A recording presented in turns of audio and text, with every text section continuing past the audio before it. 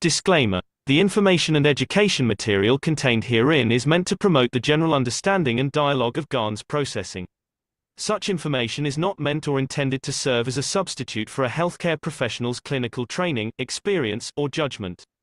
For patients and individuals, such information is not to be a substitute for professional medical, therapeutic, or healthcare advice or counseling. For medical issues or concerns, including decisions about medications and other treatments, readers, viewers, listeners should always consult their physician or, in serious cases, seek immediate assistance from emergency personnel. Prescription information, procedures, and use of medical devices information should be undertaken only by properly trained and certified medical personnel. We specifically disclaim any warranties, express or implied, including implied warranties of merchantability or fitness for a particular purpose. Such information is provided, as is, and is believed to be accurate at the time of its publishing, but it is the viewer's job to evaluate the accuracy of any information found in this presentation. Every case presented is of their own experience, applied by themselves for themselves, and it applies to their case only. Every person experiencing health problems should seek professional medical advice and consult their course of treatment with a doctor. The processes of plasma balancing described herein are a natural process which supports the body but does not replace medical advice or therapies one is already subject to.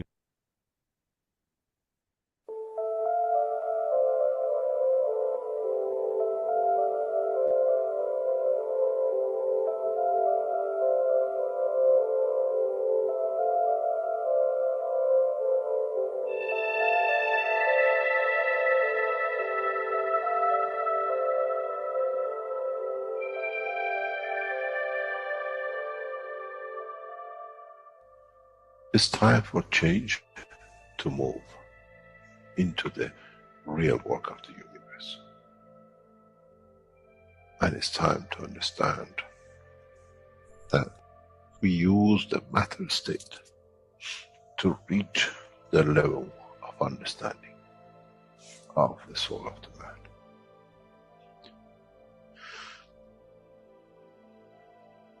Now you understand maybe why the Creator has sent His messengers in the name of whatever you have had.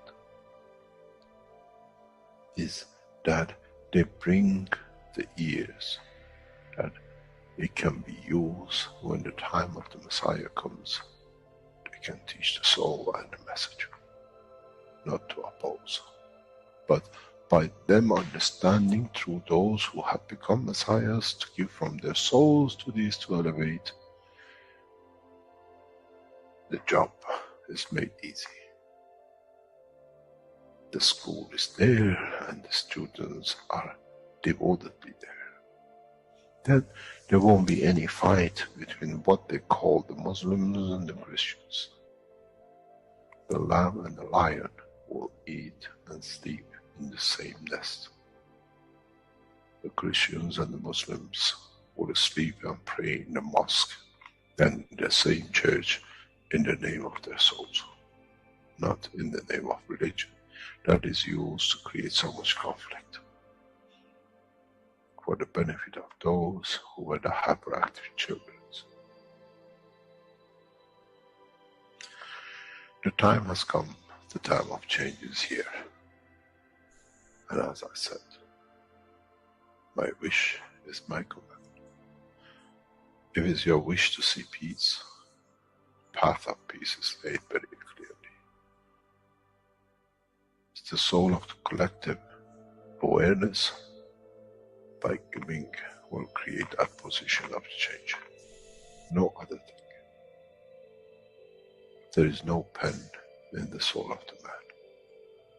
And I'm sure once you go into the universal community, you will never see anything written but the balance of the fields of the soul of the existence. Try to be humble enough not to become arrogant in the power that you have understood and you possess. Otherwise, you'll fall in the same path of the church and the mosque.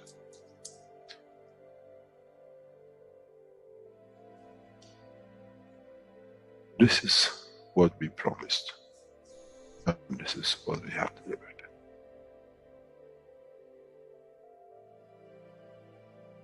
We have to understand the operation of the soul, and we have to understand the soul of the man is a star in the cosmos of the universe.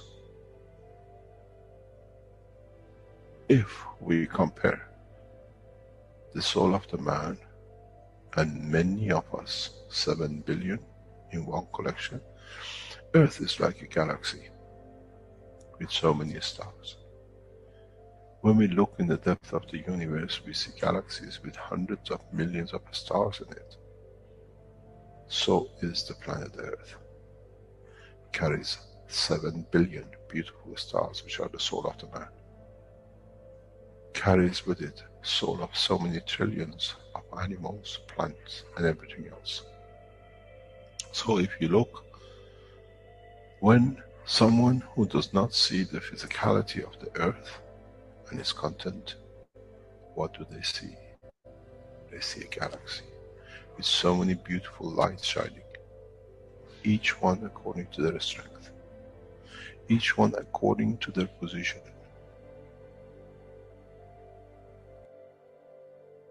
An infant has a beautiful soul, so has the old man. To those who do not see the physical dimension of this planet, but they see the strength of the field, we are clusters of stars. The human race, every single soul, no one from a distance sees that's the soul of a fisherman, that's the soul of the cosmologist, that's the soul of the president. They all shine irrespective of the physicality. This is the magic. This is what the new science has to bring to man. When we look to our soul, we see nothing but a star in the other souls. And this is the break. This is the understanding. This is what all these teachings are about. Coming to mature to the next level, to understand in the deep space, the universe is the oyster for those souls who serve. Then man is ready to go into space. Then man is ready to become part of the universal community which has been promised. I never promised you heaven. I always promised you the elevation of the man to join the family. And now you have the key. It's you who has to open the door to understand, if I can raise the soul of these people or millions of other souls, that the physical life on this planet changes, then I'm worthy to be part of the universal community. To be there to serve, to expand. To be there, to be part, that in the cycle of life of universe, I become, in being part, I become part of the totality. When man reaches that point, a new dimension in the strength of the soul of the man will appear, which is beyond imagination of understanding of the physical life. It's the gate to the opening of the new life in a new dimension, which is beyond imagination of what you might call a new beginning, a new cycle. Which that cycle carries with itself the origin of the creation of life in the universe and the universe.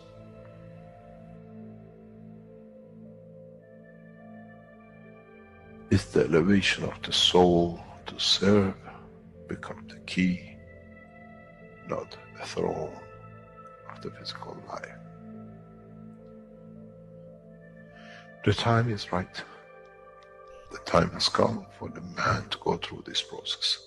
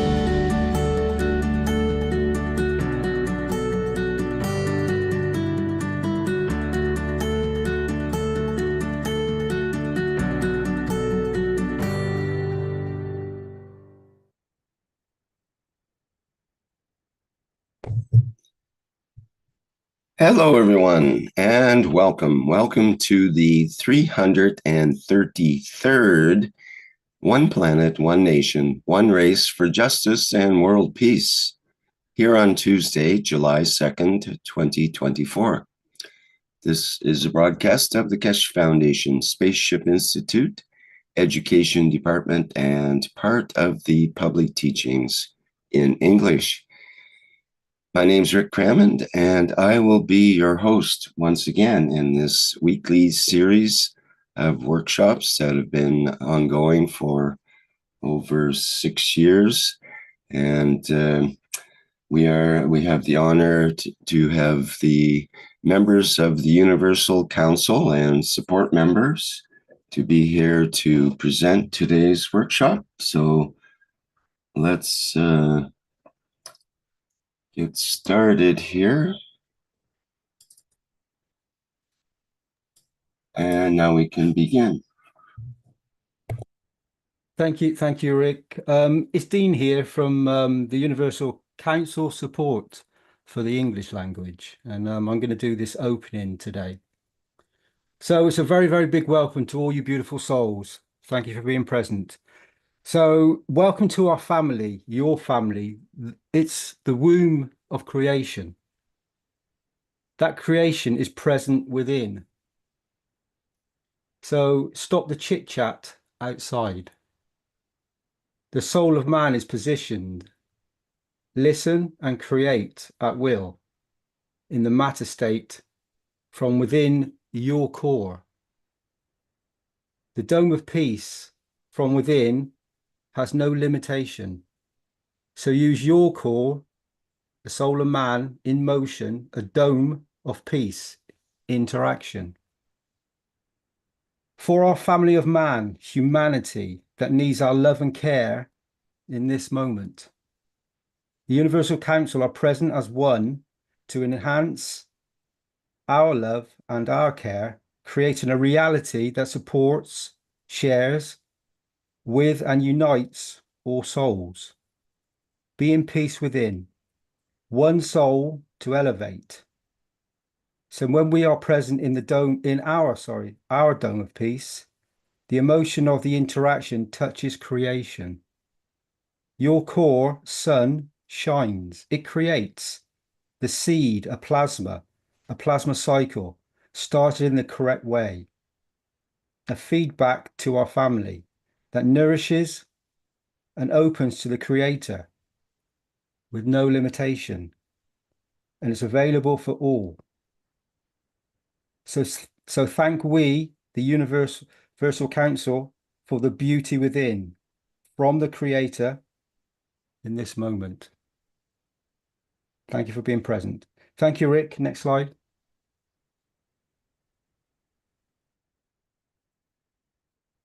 Hello, everyone. Also, big welcome from me, Andrea, support member from the German community.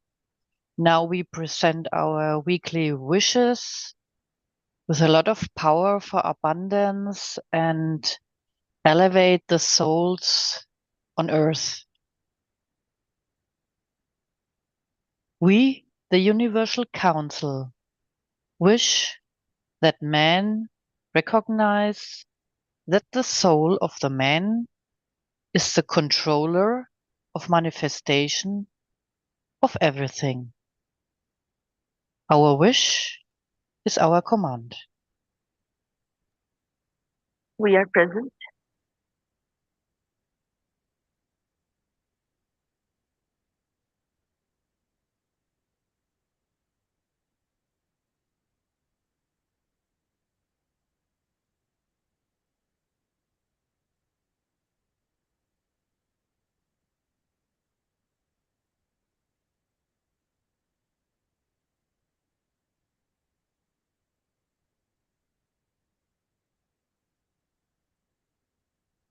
We, the Universal Council, wish that men understand the process of the fields and the energy magnetic field of the universe to become the passengers of the universe.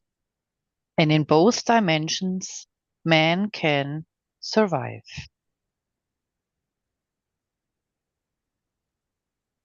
We are present.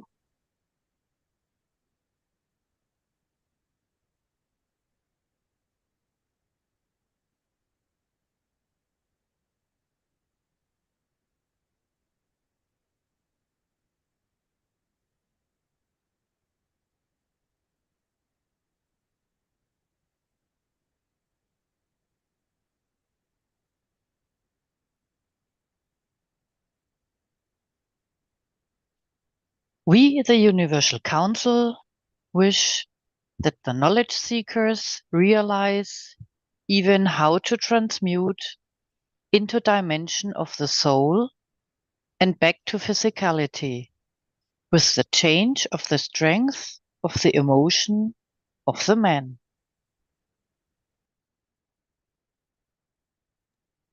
We are present.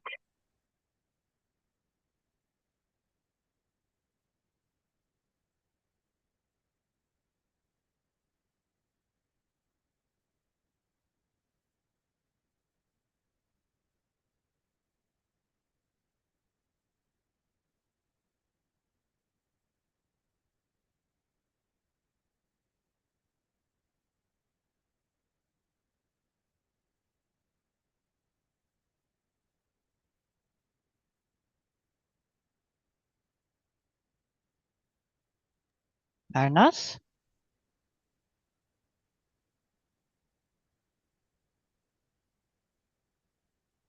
Yes, thank you. Hello. We, the Universal Council and Universal Council support, give from our soul collectively to save the children from war and all abuses. Children are the future of humanity.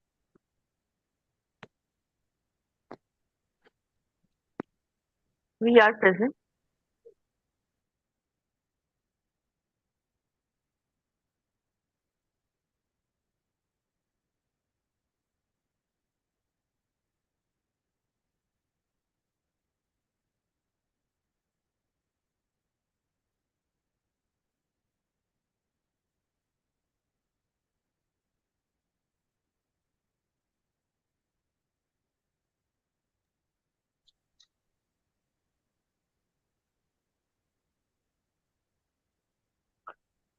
We create different ways to deliver the knowledge of the Creator to all beings, on which we shall comment. We are present.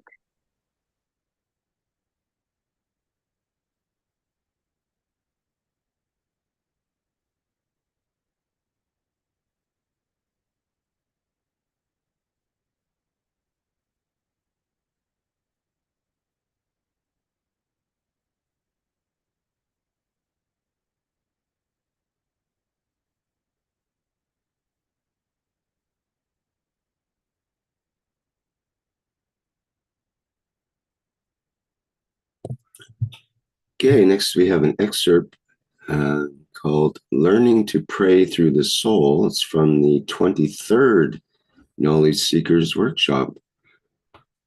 Let me get that set up here.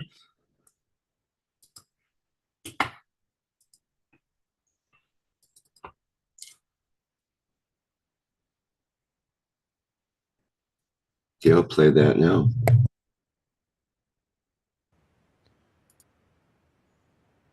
Let us teach, or let us learn how to pray through your soul that you can reach.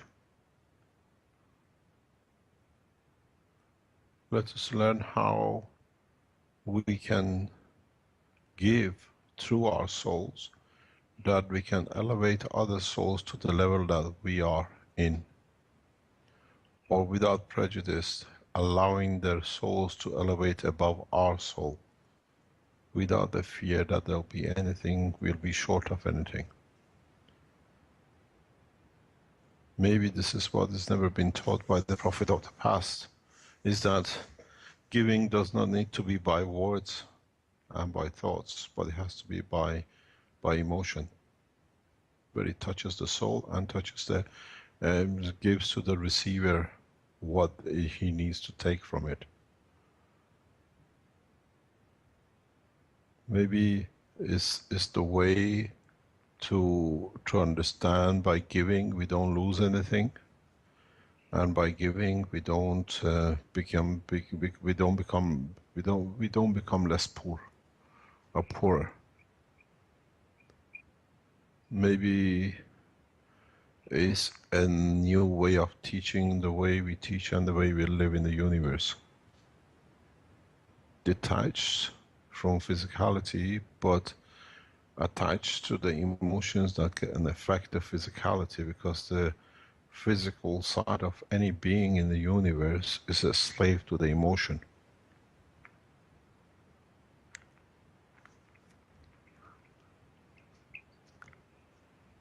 Maybe it's time to start a new way of looking and how to share not only the knowledge but the emotions in the true sense, or allowing access to each to the soul.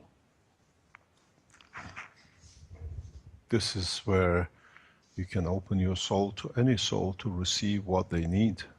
At the same time, you find out you receive what the soul needs to give. So at the same time as you're a teacher, you become a student. At the same time as you're a nourisher, you get nourished from the higher levels or equal and plus.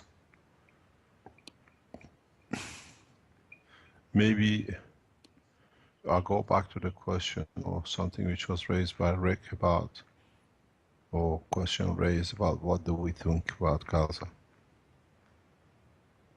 Let us all give freely through our soul to the Prime Minister of Israel, that his soul will receive as much as he needs, and through it will affect the work and the direction. Maybe by giving freely to his soul to take what he leaves, we reach the soul of the people who finance these things.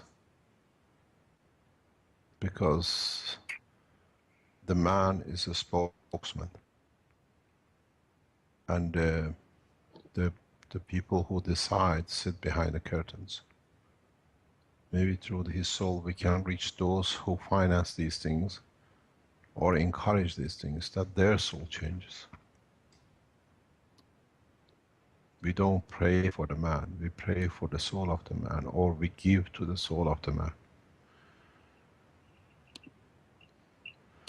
There are hundreds of thousands of millions of, there are millions of supporters of Keshe Foundation we know around the world. And I know a lot of people listen to these workshops.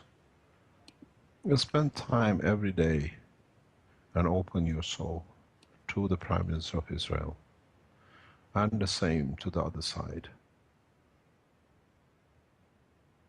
That through them will reach to their paymasters.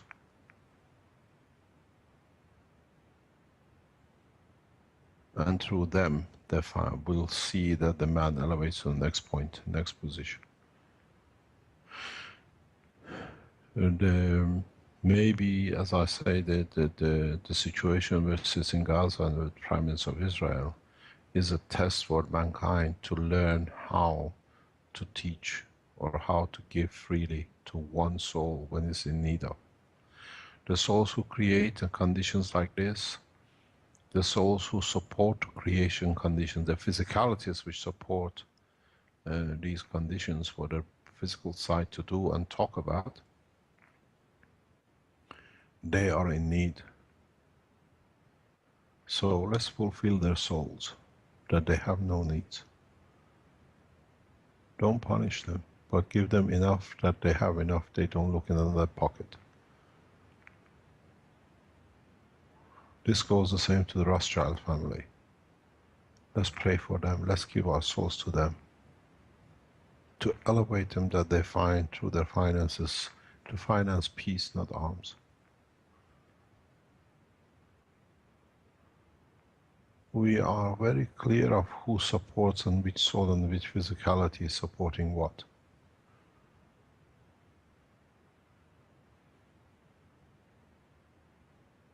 Let them use their talents and their finances for the better of man through their souls.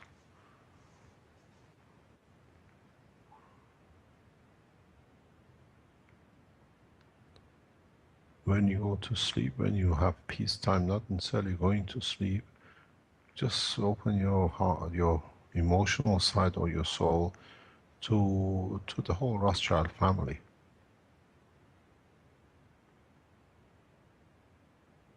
They need, but when their soul is satisfied, their physicality will change direction.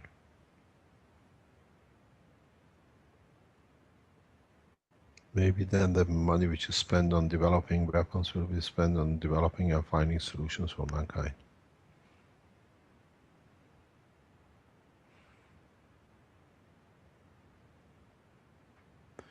I don't know, but maybe we need to pray for our own soul to evolve, that through that we can evolve and reach them. Every soul on this planet has the power to reach the status of the soul of the Prophet of the past. You can attain the levels of the souls of His Holiness the Christ, or bless His name, Muhammad.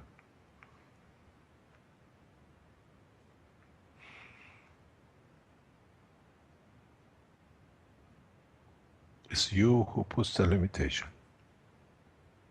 not your soul. And through that, if sharing of a body and a bread could reach 2.2 billion people on this planet after 2,000 years, maybe 1 million of us can reach a few handful of the souls of Rothschilds and Prime Minister of Israel and the people who run their country. That they open their gates of their soul to their body, that we find peace, and through it we find development. The maturity of the man has come when there has been equality. For years they spoke about the slavery, how much a slave they used to make the pyramids of Egypt. And now that documents have been translated and stones have been read, we find out has been very, very little between the top man in the army and the soldier who pushed the stones. Because there was equality. Because without one, the other one couldn't complete.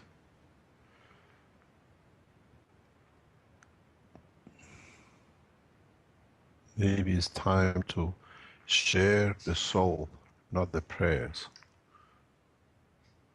And then we can reach a point of 300-400 years of Rothschild financing wars to create money more. We give them all the wealth, but at the same time we give the wealth from the soul, not the physicality.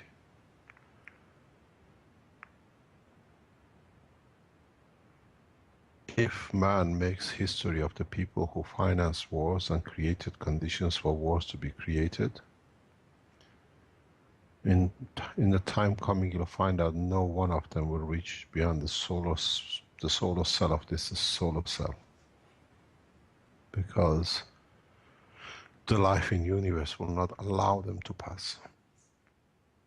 So even for those who call themselves the financiers of the war and every war, the ones who speak about the war, they start learning about the war.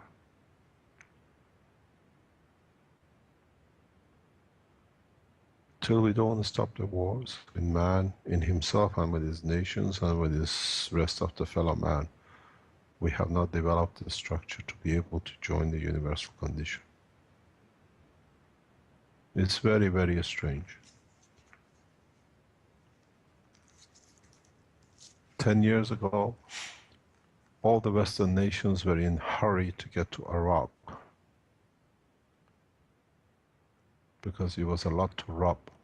The central bank was full of gold. And today, the same nation is under more threat and nobody wants to go in because they already robbed the central bank. We might send a few drones and we might attack a few people, but the country is in total absolute chaos. Because there is no more money to rob, there is no interest because they know they robbed it. Maybe if we rob all the nations of all their gold, Rothschilds will not be interested in any more wars. I pray for your souls. All of you under any name of company or whatever you work on there.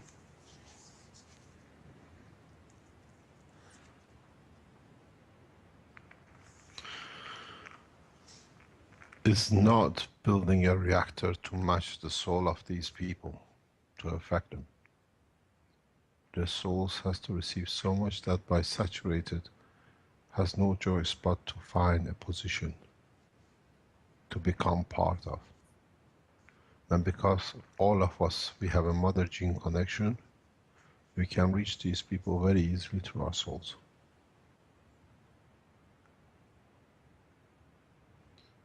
If we punish the Rothschilds or the people who finance these kind of wars for over years, because the war makes money by selling the arms and then by development afterwards, there'll be no guns left and there'll be no names left to be, what do you call it, proud of what they do.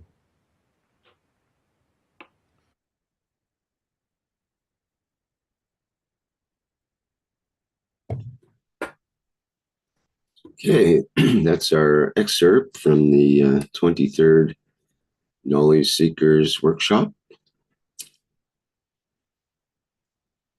And we'll go back to our program now.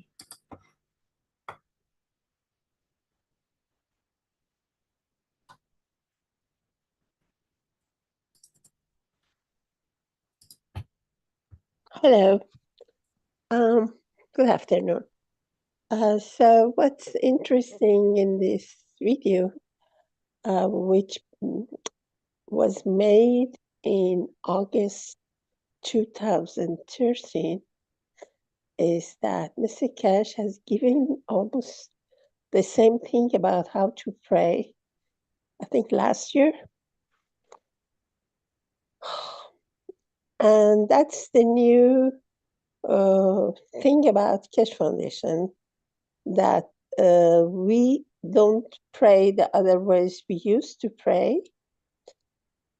We pray by finding our soul and giving from our soul with our emotion towards something, to something, or for something.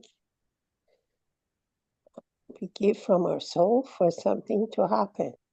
And especially if it's collectively by universal counsel and support, that becomes really active. And we have seen the times we have done it, or some cases together, it was working. And the other thing is, judgment is not by a third person or outside. The judgment is from the judgment of the soul of the person. And so we cannot punish somebody. We elevate the soul so that the person notices where he is, where she is, what she or he is doing, because they are kind of like drunk people. They are doing things and things always the same way for generations maybe, and they don't know other things. They are thirsty and hungry of soul energy. And what we do, we give from our souls to them, that they are not hungry anymore. And then they decide how they can go to the right, to the way of peace and doing good and having a wealthy spiritual life rather than wealthy physical life, which finishes after 80, 90, 100 years. So that's the second specialty of what Mr. Keshe told us. And he has at least 2-3 times said that, especially for the Universal Council, which have the meetings regularly for the wishes concerning their languages. And he has even said he counts on Universal Council to take care of the things than logistic places like Linz. So that's very amazing. Always Mr. Keshe says things 10 years ago, 12 years ago, the same way he says 10 years after. It means the person is not a liar, otherwise he could forget. So thank you. And I wish everybody luck in applying the new way, the effective way of praying, of giving from our energy towards some goal. Thank you. Good luck for all of us.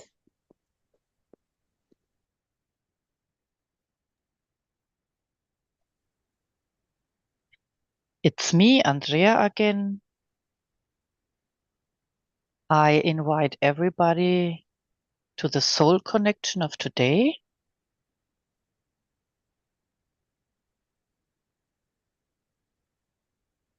Relax your arms, your legs,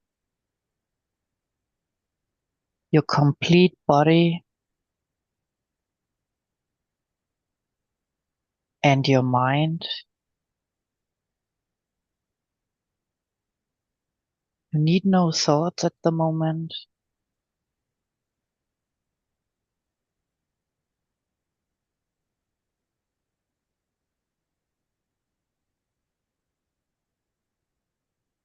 Take a deep breath.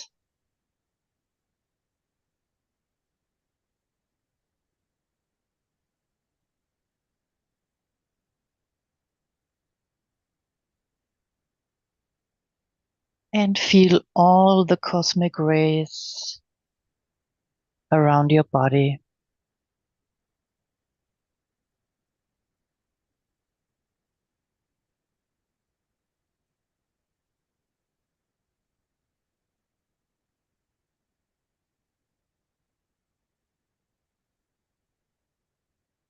Now we reach hands.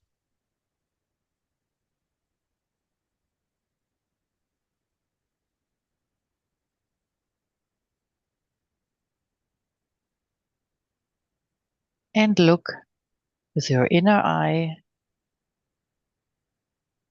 to the point of your physicality.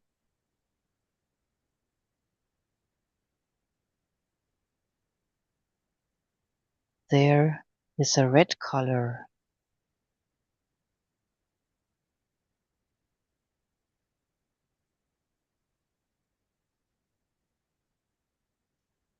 Feel into this color. Feel your emotions.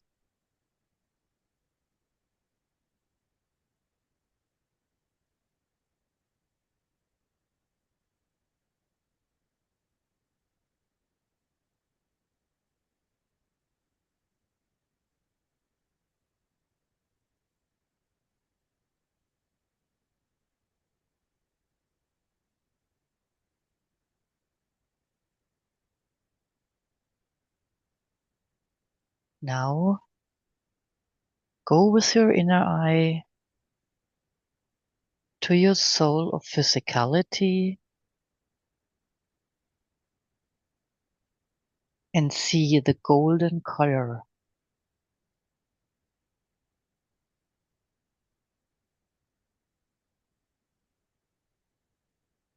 Feel the emotions of inner peace, unconditional love, compassion, and abundance.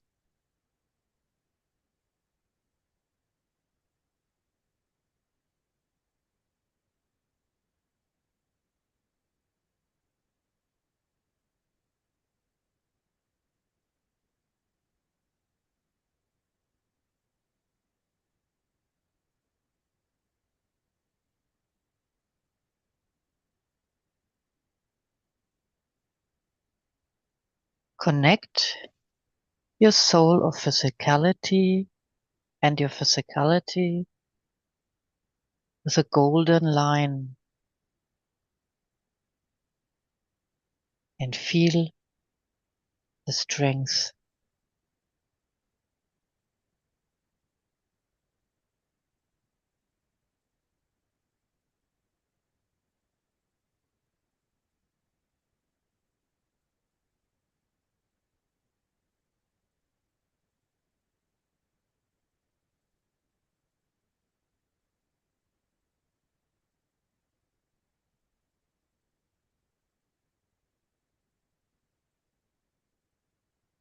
Now go with your inner eye to the soul of the man. There is a dark blue color.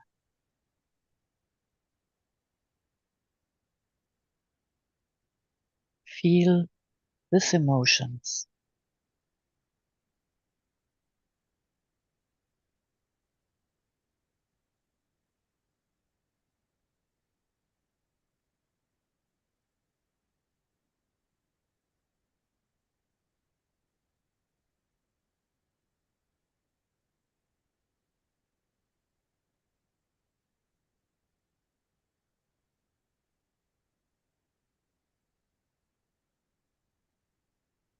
And now connect your soul of physicality with the soul of the man, also with a golden line.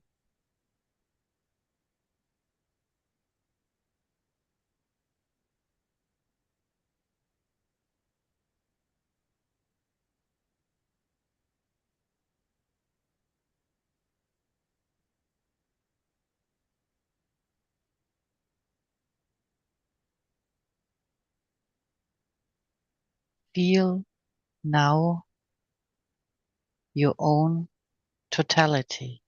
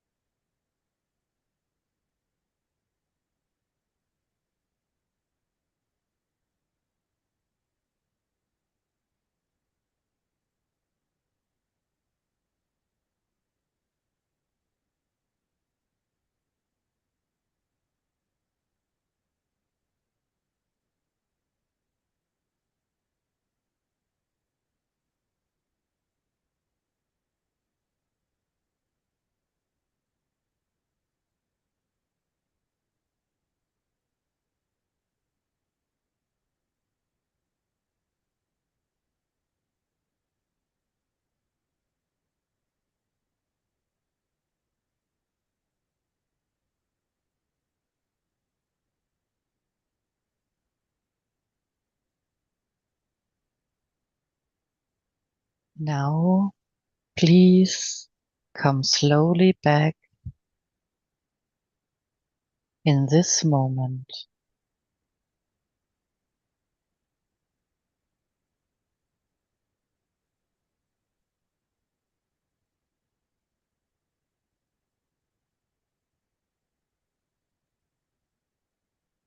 Thank you.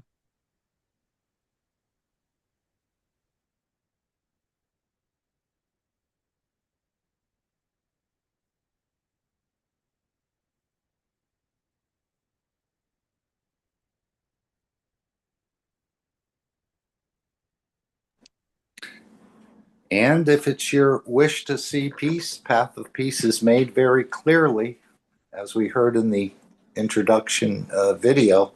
It's the soul of the collective awareness by giving will create this position of change. So the Universal Council is learning this. We're all learning this. And the Universal Council invites you, along with the supporters, to join at 9 p.m. every day in this process. And through our wish, we're establishing peace collectively. So join us in this struggle or this effort of giving and serving. And I think many people, including myself, have in life have found a void, so to speak, in their being. And you wonder why it's not getting satisfied by the job or by the family, the wife, the new boat you might have purchased or the new car. It has an elevating effect, but it seems to wear off over time. And so we've never thought about it, but that void gets filled by serving. It's almost counterintuitive in a way. You think you'll get less, as we heard in that video, or maybe we didn't hear it. I think it goes on a little longer. You think you'll be short by serving, but actually you'll get fulfilled in this serving the other process. And then the universe becomes your oyster in so many ways. As he said, the people that haven't reached a point of elevation will not be allowed to go outside of this solar cell or this solar system. So by serving, by giving collectively, we're going to bring about the change, but it's counterintuitive. You think you're going to end up with less, but actually in this process, you get nourished and you get fulfilled and you start to understand, or we start to understand more about ourselves and our energies. So this is a magic time in a way. Again, in the plasma state of energies, we're not working in the matter state. We'll never reach world leaders. We'll never reach their handlers or anything, writing emails, making phone calls, holding rallies and the rest. But you can do that, as he said, you have that mother gene connection through the soul of the creator. And I think it's time we realized and start using, in a way, our God-given talents, which we've never really understood. And again, we're not elevating a man, we're elevating the soul of the man and their paymasters, so to speak. Through them, through that elevation, you can reach the people in a way behind the scenes. So the confidence will build, the trust will build within you, and I think you'll become more fulfilled in this whole process. And the beauty of it is nobody fails this test. So we need to start to learn to give more and serve more, rather than, as we heard in the video, the elevation of the soul to serve becomes the key, not a throne in the physical life. And that's what we mostly all struggle for, is to maintain our own structure. But I would encourage all of you to join us. We need to reach a tipping point, especially what we're seeing in the world going on, and weapons being moved and threats and warmongering and the rest. So we have an opportunity not only to fulfill their souls, but in a way fulfill our souls, that we feel complete and we gain that trust and confidence. And this process will be carried out into the universe as you become passengers of the universe and learning to give and take in that plasma dimension, in that field dimension. So we hope you'll all join us, and this is a new way of sharing your soul. And as we've heard, you can share your soul with any other soul. Then may you be proud of the work you do, and then may you be proud of the person you are, and then may you be proud of the difference you make. Thank you. Anyone else want to add anything else to what I've said? Feel free. Thank you, Mark. It's Dean here. If I can just add a few words, I'd like to say, Mark, thank you for your understanding and explaining that very, very beautifully. The power within, the actual ability to reach across, to reach the world leaders, to reach any soul present. So your intention, your thought, your emotion, connected with the beauty inside you, the soul, and then make the intention, make the connection, give unconditionally to another soul. The soul receives. It's higher, a higher energy. When the soul receives, the lower energy, the body, moves. It's like a magnet. When you put two magnets together, you have a field interaction. This knowledge is knowledge of the universe. It's being shared freely. And humanity has the gift in this moment to receive. And you have that beauty within you to create the reality, the beauty in the matter state with a thought, an intention, an emotion. And as Mark so beautifully put forward, it's when you're ready to receive, it's made available for humanity to understand the creation of what we really are. And the soul will always guide us into a position, time and place. And it's up to us to serve and understand. The more we serve, the more we give, as Mark said, the more we will receive in the full beauty of creation as a soul. And it's unlimited. So direct your energy flow, your soul, to a position. Give unconditionally. Do not talk to the body, talk to the soul. And see what happens. Thank you, Mark. Thank you, Rick. And again, you can just give for a nanosecond or 1 minute. You can be multitasking, driving your car, making the dinner, or the rest, because the physicality is not involved in this process. We're going into that energy dimension, what some people would refer to as magic, but now we know it's the knowledge of creation that we're actually using and putting forth. And again, we're not force feeding the world leaders. We're making the fields available to any soul who needs them. Thank you, Dean. Thank you, Rick. Thank you, my dear Mark. Oh, Yes. okay. I just if you have if we have very carefully listened to the video of knowledge seeker, 23rd knowledge seeker, he says maybe we have to evolve ourselves that we can elevate others also. So I think if we cannot elevate our others, maybe we should elevate ourselves in a way that's easy. Do good, talk good, act good, and not stealing from our souls, not hurting our souls. We have a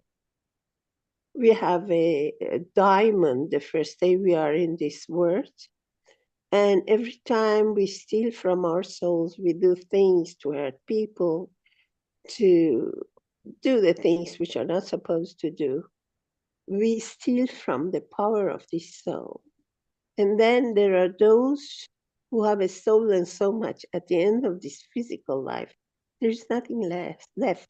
It's like a feather. It has no force. It can be somewhere, it can go somewhere in darkness of the empty universe by itself, which is a very deadly end, very unhappy end. And there are those, it can be a man of the street, it can be somebody very poor, that they have had it, so much good action, good thought, good intention, and praying. They have given so much by soul, by act, that their soul is rich, is strong. And this soul, when they leave this earth, this connection with the physical body, has so much power. They can choose to go where they want, where they wish.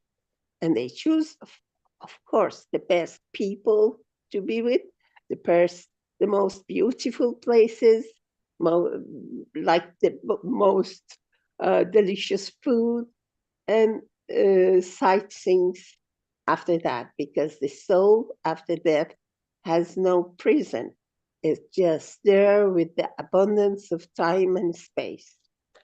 So that's how some people trade their soul in this life with nothing very worthy, maybe the billiards, but at the end, there is nothing left to choose. So it's a question of evolving ourselves in any way possible. And we can do it now with anything we have. It's just that we have to be conscious of it. Conscious, and we can change the things in our soul level. And the second thing is that I notice we all talk about giving from souls, giving the souls of others. But in the invitation at the end line, at the bottom, it is, and the protection of the physicality in the universe.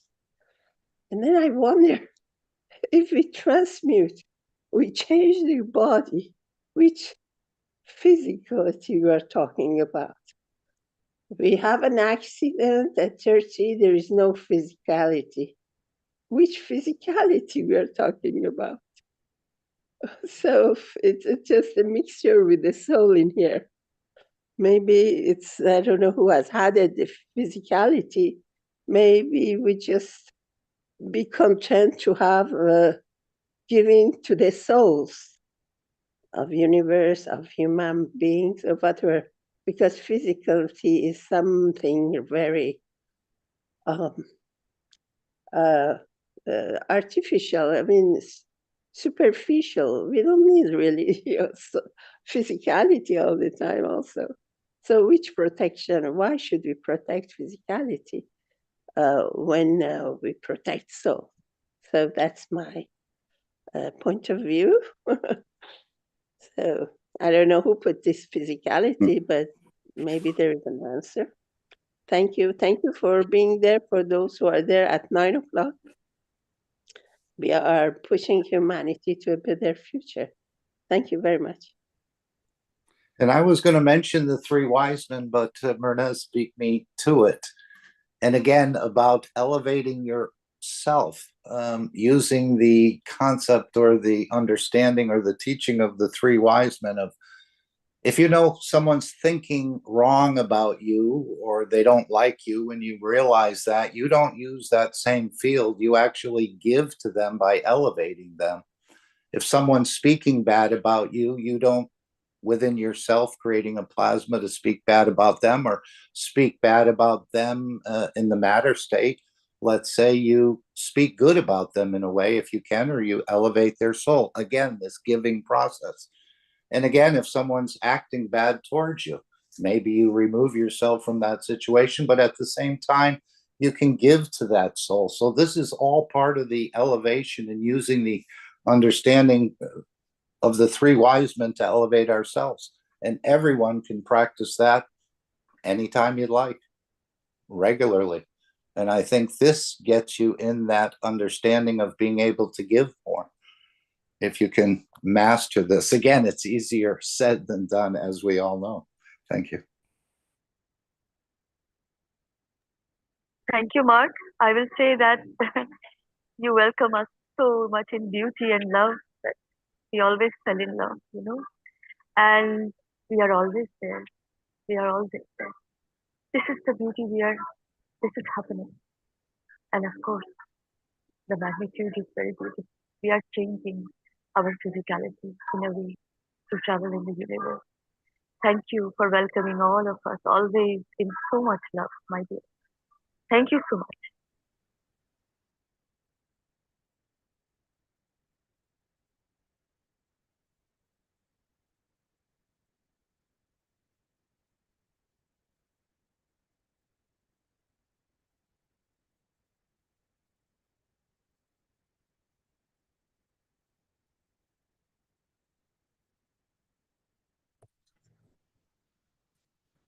Okay, next we have the questions and answers with Claudia and Marie. And just get my notes up here. This, I believe it's part 3 out of 5. This is question 3. And just let me get that set up properly.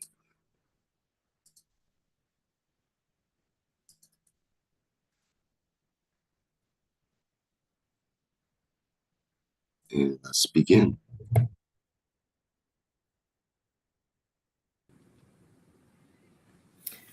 So then we are on the third question.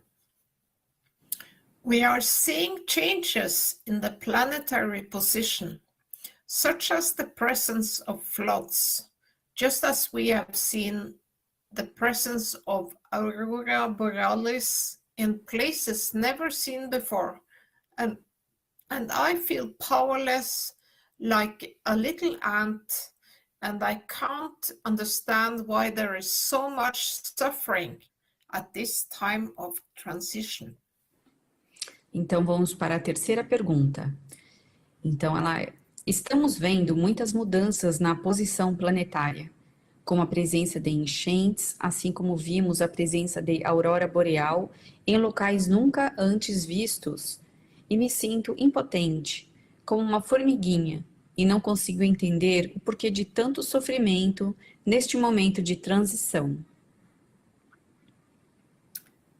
And the first answer, we are all part of the totality.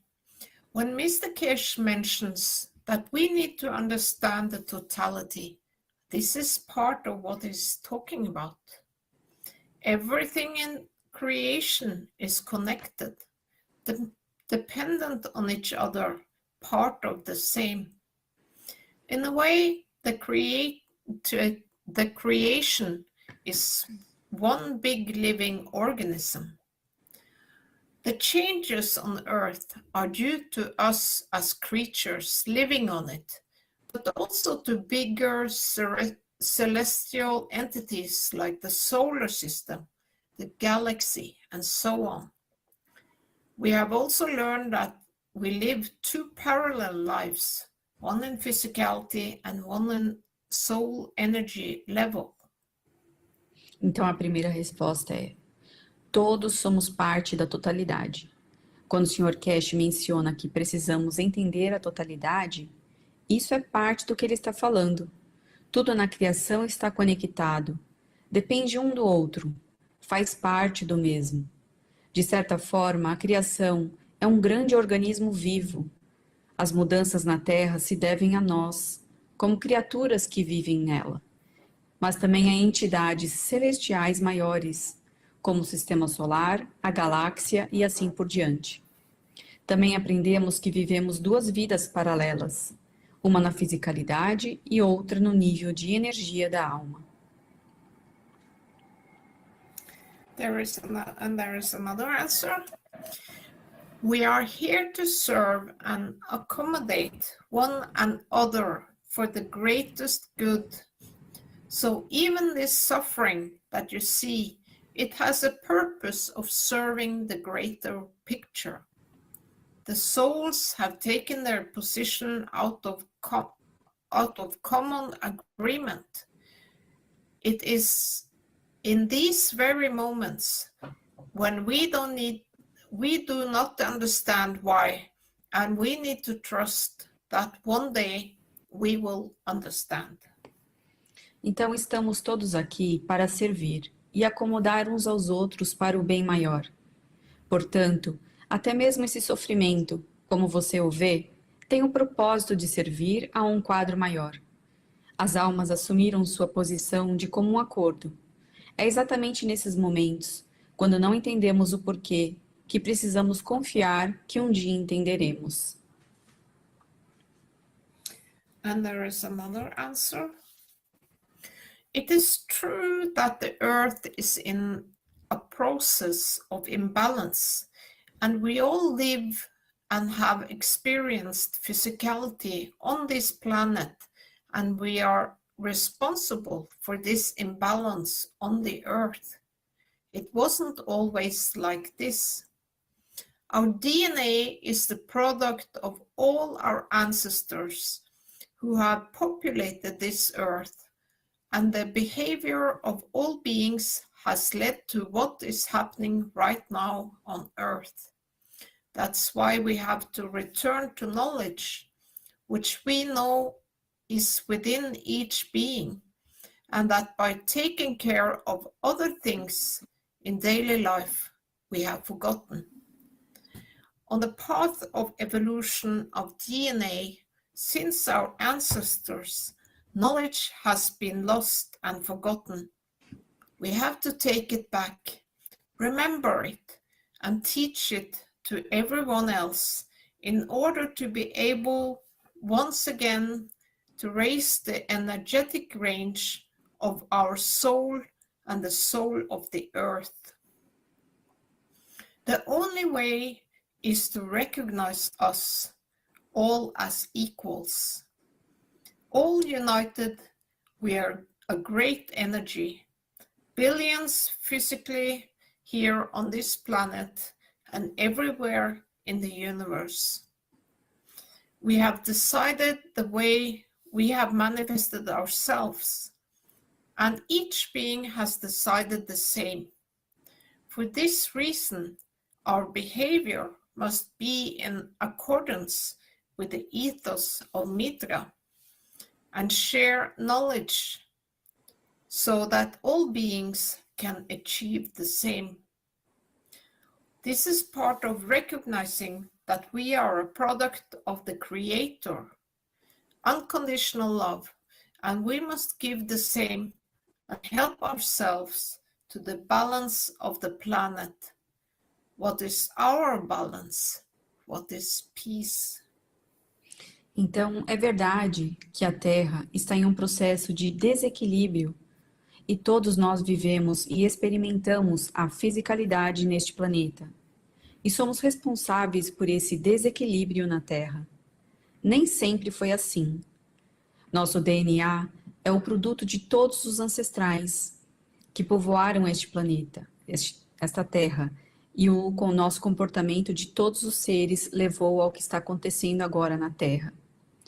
É por isso que temos de voltar ao conhecimento, que sabemos estar dentro de cada ser e que ao cuidar de outras coisas na vida cotidiana, esquecemos.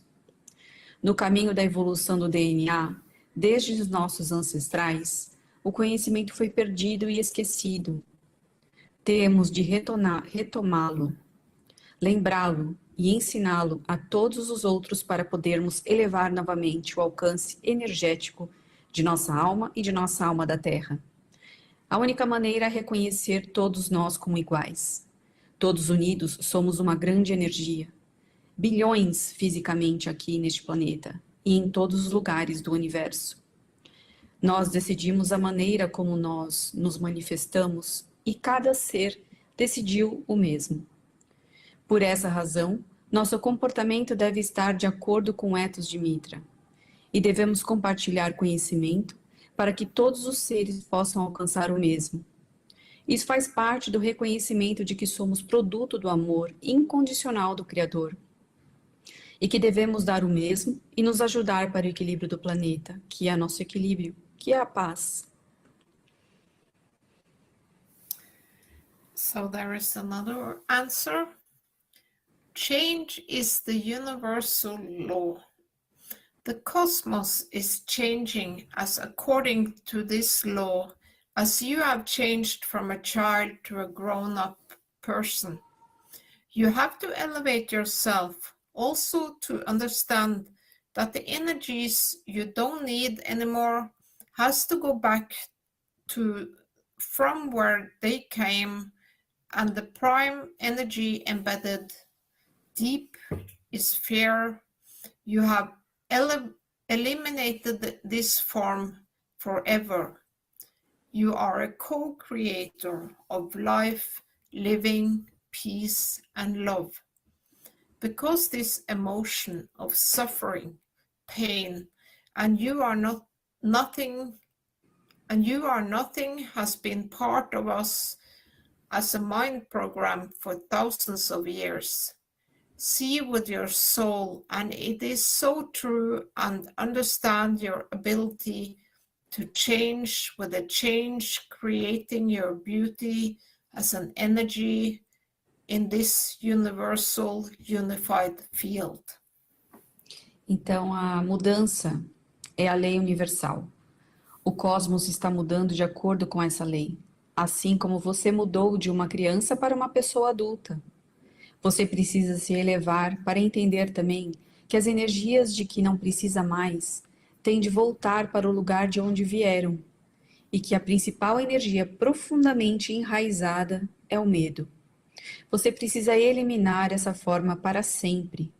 Você é o co-criador da sua vida, da vivência, da paz e do amor. Porque essa emoção de sofrimento, de dor e de que você não é nada, tem sido parte de nós, como um programa mental por milhares de anos. Veja como sua alma e você verá a verdade. E entenderá sua capacidade de mudar com a mudança e criar sua beleza como uma energia nesse campo universal unificado. And there is another answer. No soul is where he doesn't belong. All souls position according to every movement of all souls, since we are all connected through the magnetic fields. Try to think in totality. Try to accept all possibilities of soul experiences in the viewpoint of eternity, because that's where we are. That's where we as souls belong. I am aware that this is not so easy, but it is the only way to, in a way, understand what's going on. We have to prepare ourselves to be ready to switch between both dimensions, to be ready to be the last man standing. You are not alone. We are not alone. Então, nenhuma alma está onde não pertence. Todas as almas se posicionam de acordo com cada movimento de todas as almas. Uma vez que estamos todos conectados por meio de campos magnéticos. Tente pensar na totalidade. Tente aceitar todas as possibilidades de experiências da alma, do ponto de vista da eternidade. Porque é aí que nós, como almas, pertencemos. Estou ciente de que isto não é tão fácil, mas é a única maneira de entender, de certa forma, o que está acontecendo. Temos que nos preparar para estarmos prontos para alterar entre as duas dimensões, para estarmos prontos para sermos o último homem de pé. Você não está sozinho, nós não estamos sozinhos. Okay, so then we are on the fourth question. We live to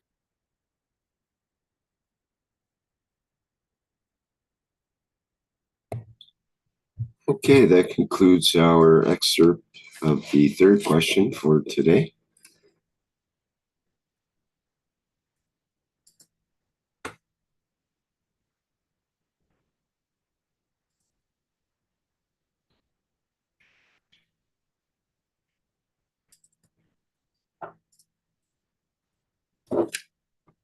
And now we'll go on to our next part, the readings from the last Knowledge Seekers workshop.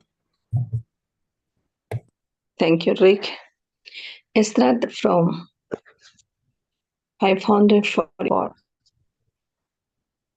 More and more knowledge seekers are learning how to transmute or at least start the process of what is interested for us is understand the next step in the transmutation.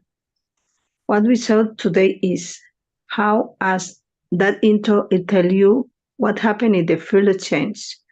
What happens if you decide not to change the field of the environment, but change the strength of the field of the body of the man?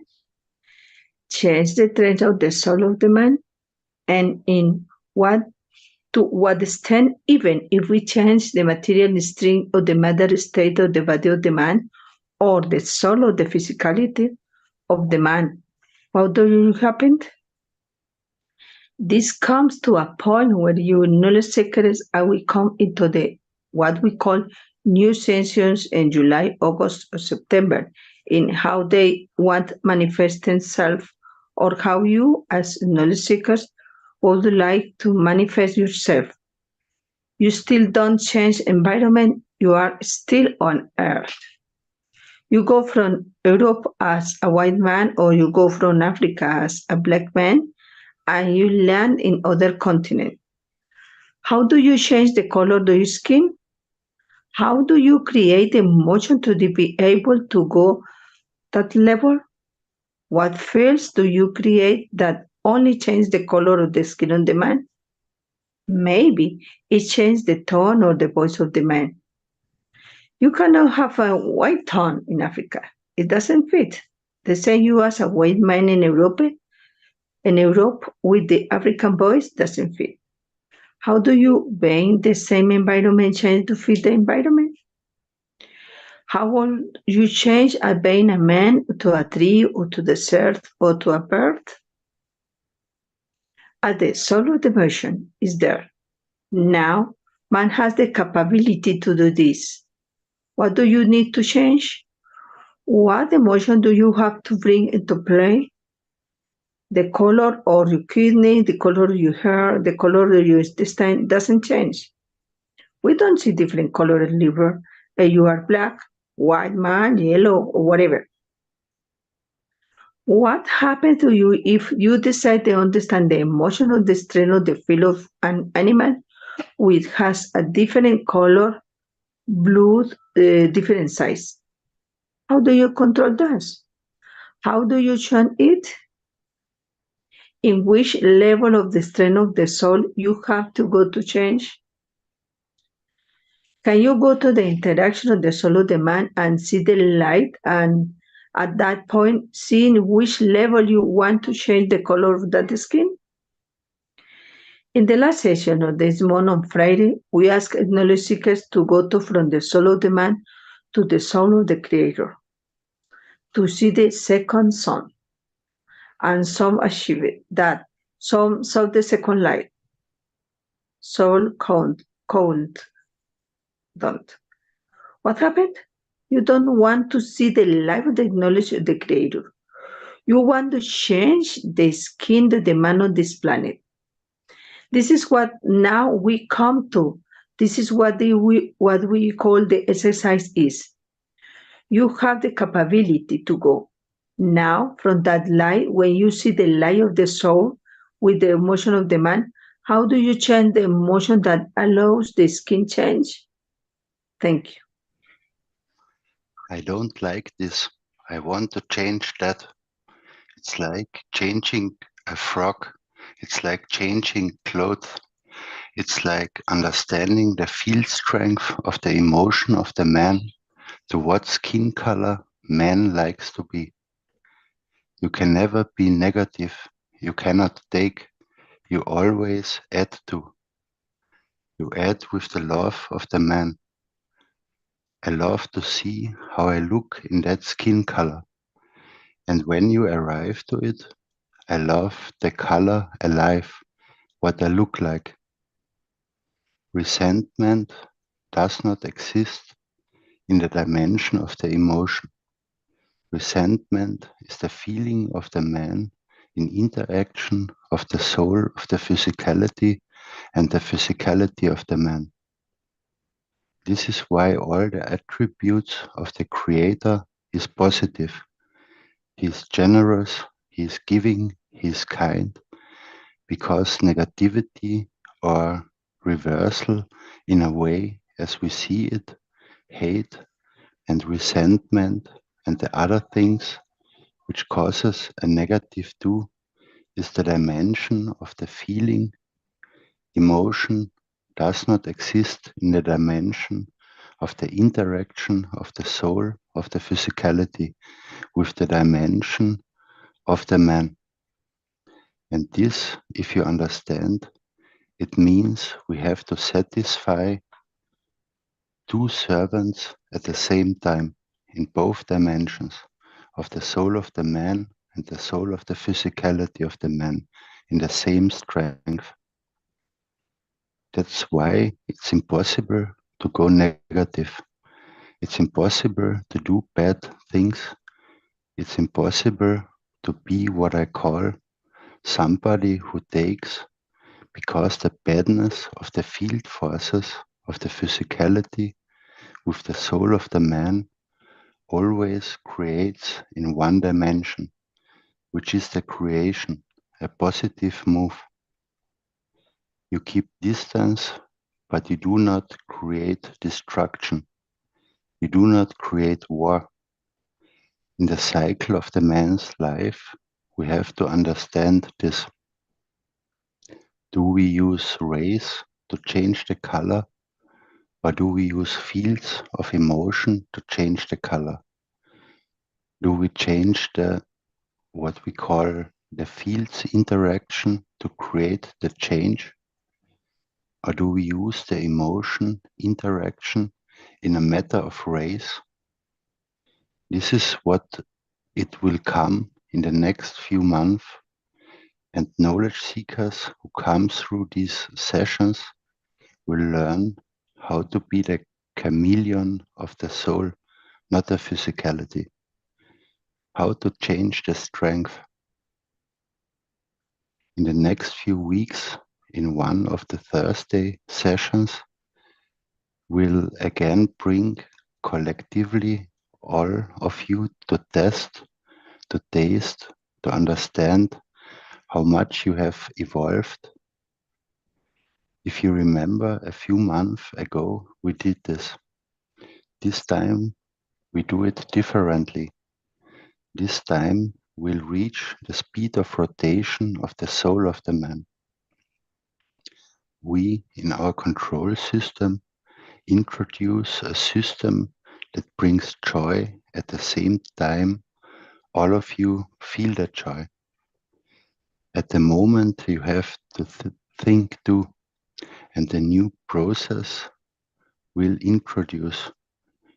We create a dimension that you tap to the strength of your soul to see that. When I ask that all of you, can you see a fish? You all see the fish. It's very easy. Thank you. It's the addition to the knowledge which has brought and brings this change, which means by changing of the speed, which is the outer layer of the rotation of the soul of the man, or in a way going, uh, in a deeper way, and yeah, thank you, going in a sorry, going in a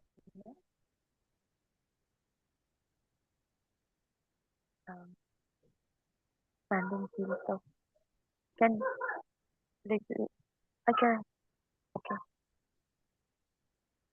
little more page down up right no page down from starting from Shweta To change it from here in Sweta. okay expanding the fields of the magnetical dimensions. If you understand it, we change interaction dimension in conjunction with to create the new life, the new skin color, the new manifestation color. We know this technique, it's a part of our gene, but we have forgotten about it in our daily life. Changing of the color to fit the environment to use it is in our inherited genes. It's inherited DNA. It's inherited in our RNA, but we never understood that the soul of the man is the controller of the manifestation. If you don't understand it's very simple. You have seen it so much that you come used to it. Look at your hand. The palm of the hand is different color than the back of the hand. Especially, this is much clearer if you are from Africa. The color of the palm is different than the color of the back of the hand. Doesn't matter you are white, black, it's always the color difference. And this is how we give and we take energy.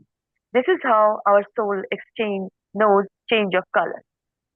But we have never considered, we have never understood how we are chameleons.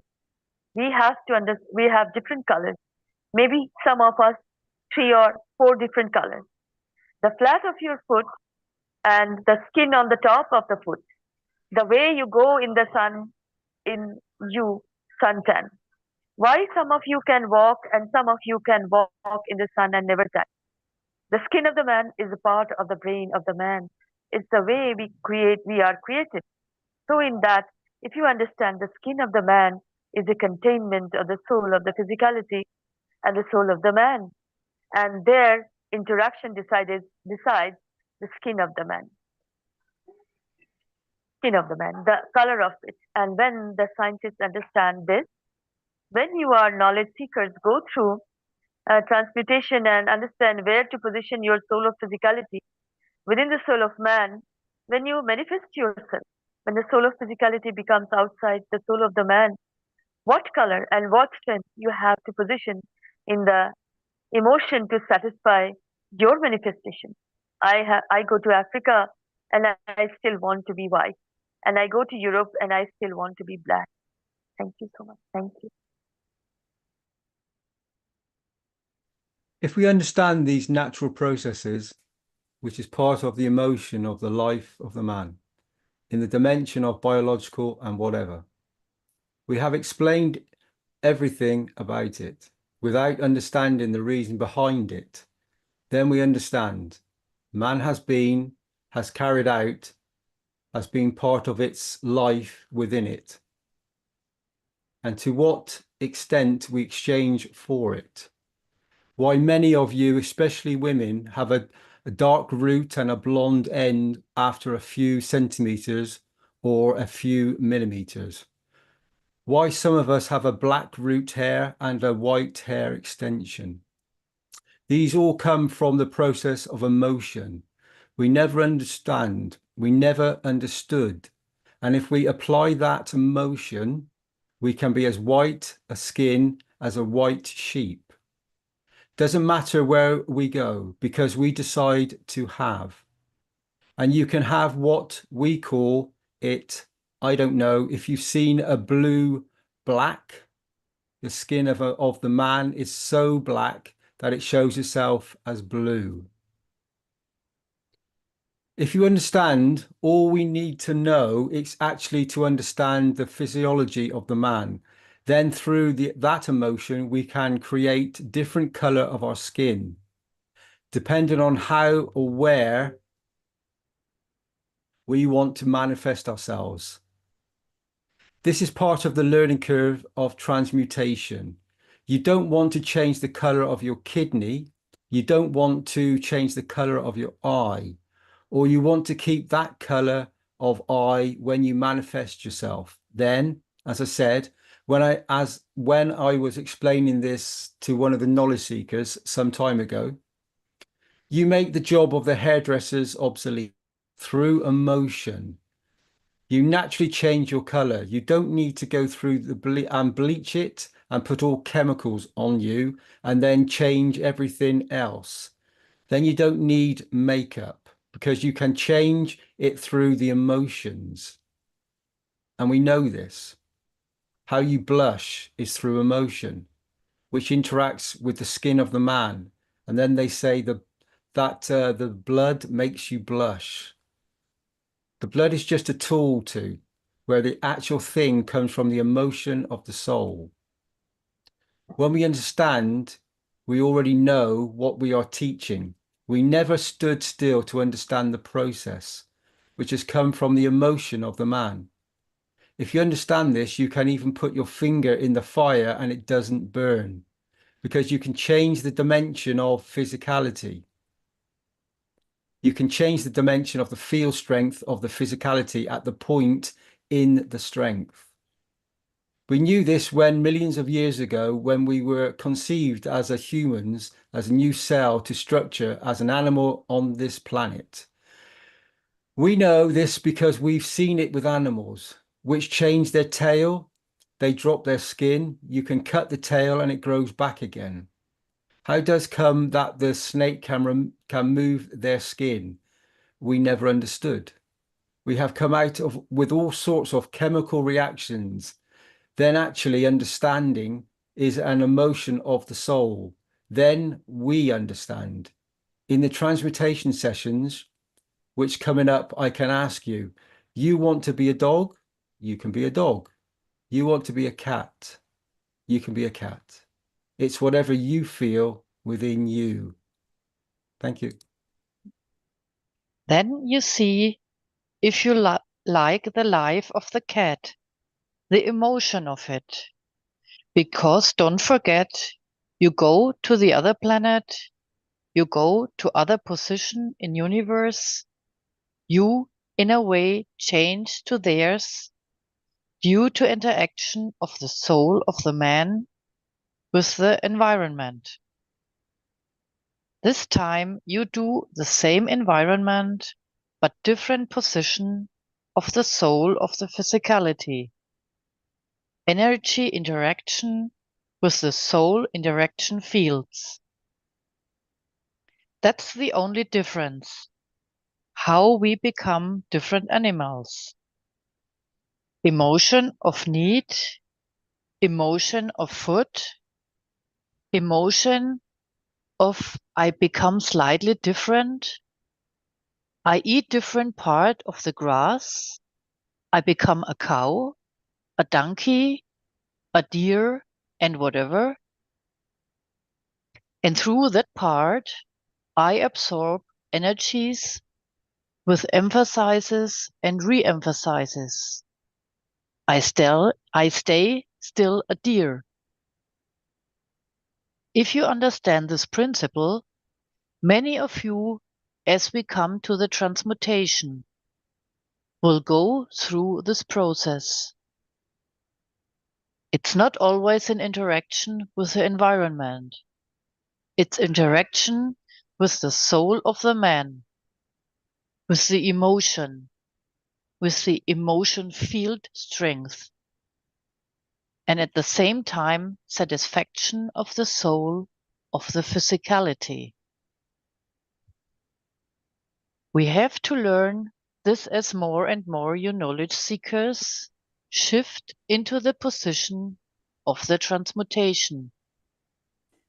In the coming time, when we show the what we call vertical systems in operation, when we make the body of the system transparent, while you are in the system, I can change the color of your skin.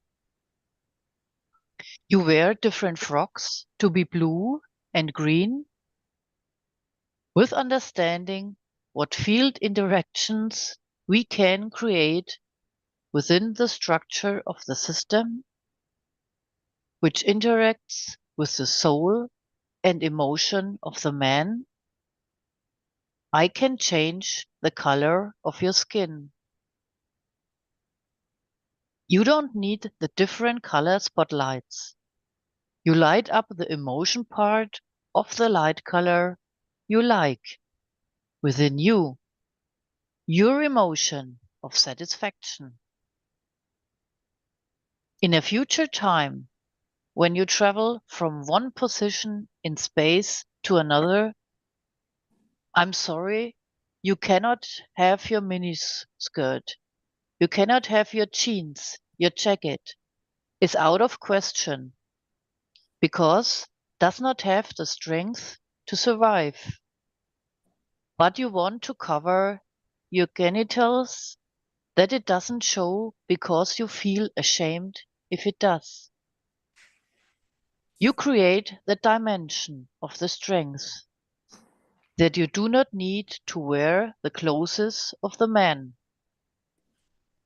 I only allow to be seen to who I like to see.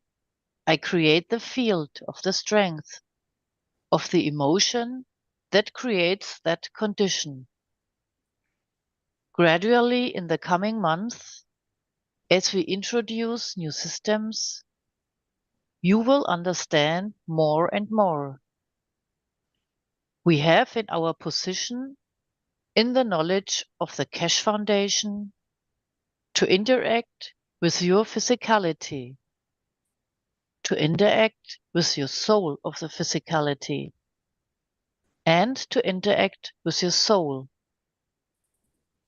Change the field strength, that your soul expands to that it manifests itself as desire, emotion to be manifested. I said one thing long time ago, and maybe from today's teaching you understand was said that time. Thank you. One single atom of hydrogen can cover the whole of this solar system, the galaxy, and the universe. It depends what field enforces it to hold it to its size.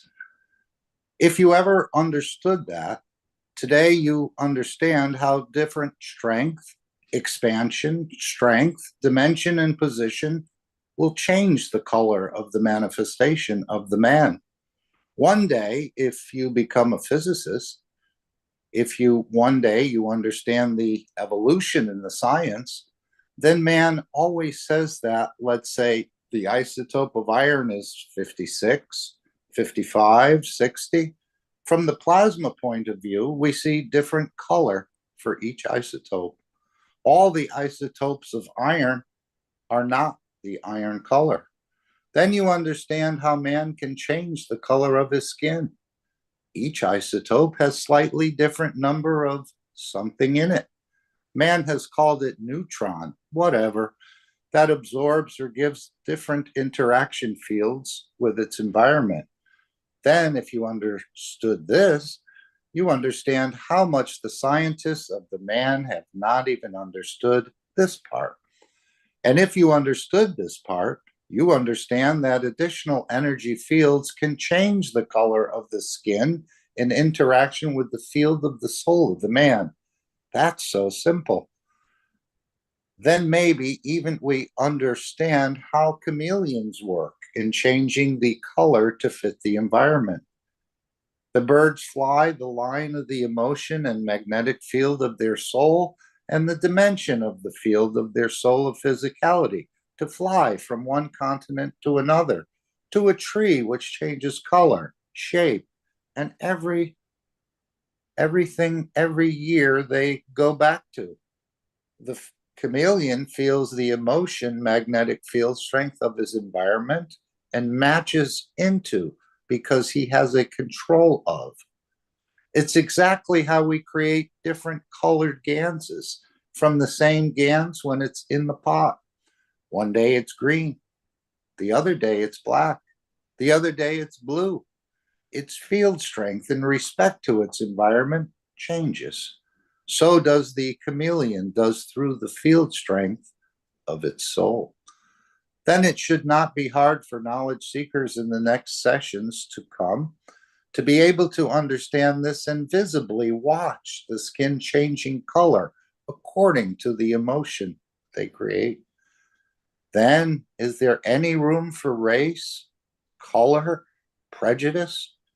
Can we be prejudiced against what we can do to change ourselves when it's become the capability of every man? And if we embed it within the structure of the soul of the man and the soul of the emotion of the man, man cannot hate any color in his life because he has the capability to become that color.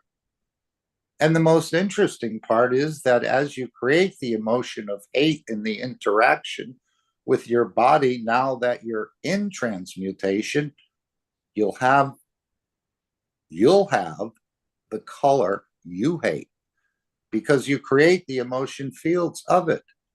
Then you become what you don't like to be. And then you start saying, is me?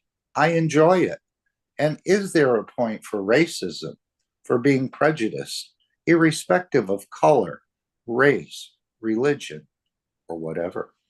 We have written off the religions because now we understand the soul of the man is the religion of the man in all worlds.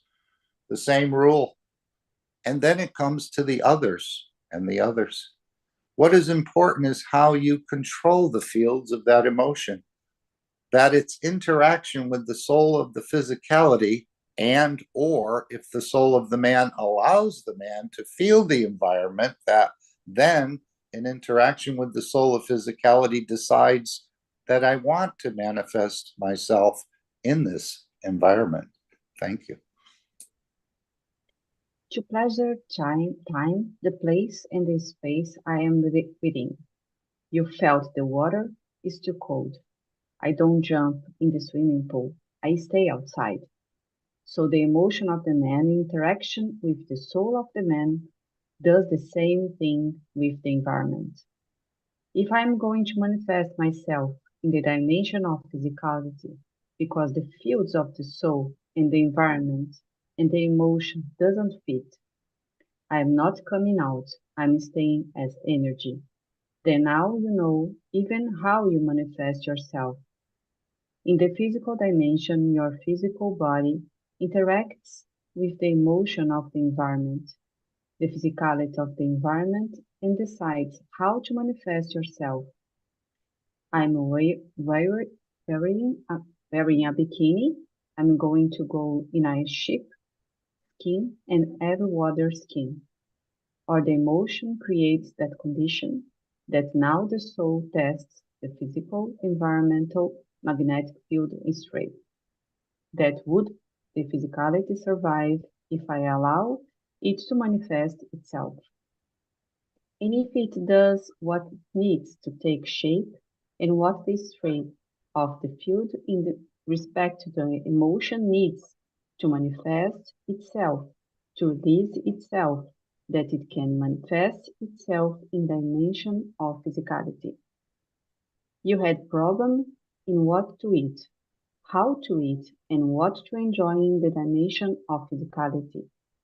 This doesn't exist.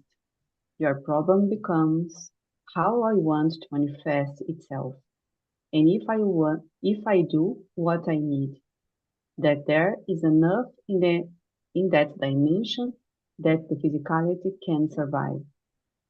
In the dimension of life, in the physical dimension of the man, we breathe the energy of the air and we ignore it. We don't understand how it works. We eat the food, we eat what this planet grows as food, and we consume the energy. We drink the waters of this plant, but we never consider the interaction of the fields of this planet with our soul. And because we didn't understand, we brought another fallacy, what we call Darwinism, what it changed to evolution, what Darwin brought up but never understood. In fact, what we call evolution is the interaction of the soul of the man to be able to exist within the environment of the magnetic fields of his environment and what's allowed by the fields which solar systems allow it to do.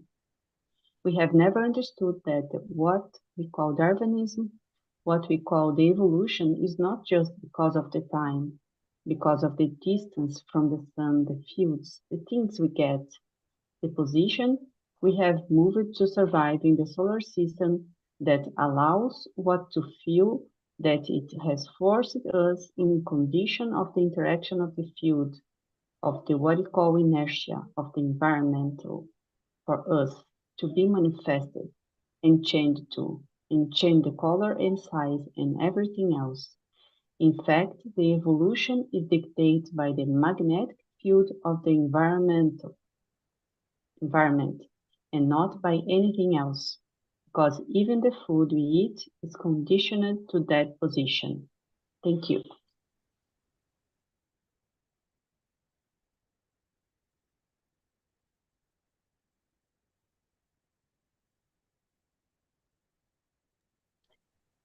Rick, you can change the slide, please. Yes, thank you.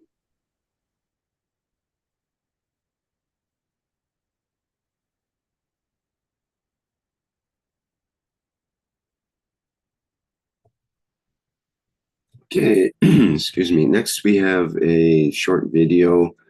It's an excerpt from the 544th Knowledge Seekers Workshop, and this is called Feel the Emotion of the Light. And this excerpt was put together by Ed Weatherall. And just let me get that properly shared here. And let's begin.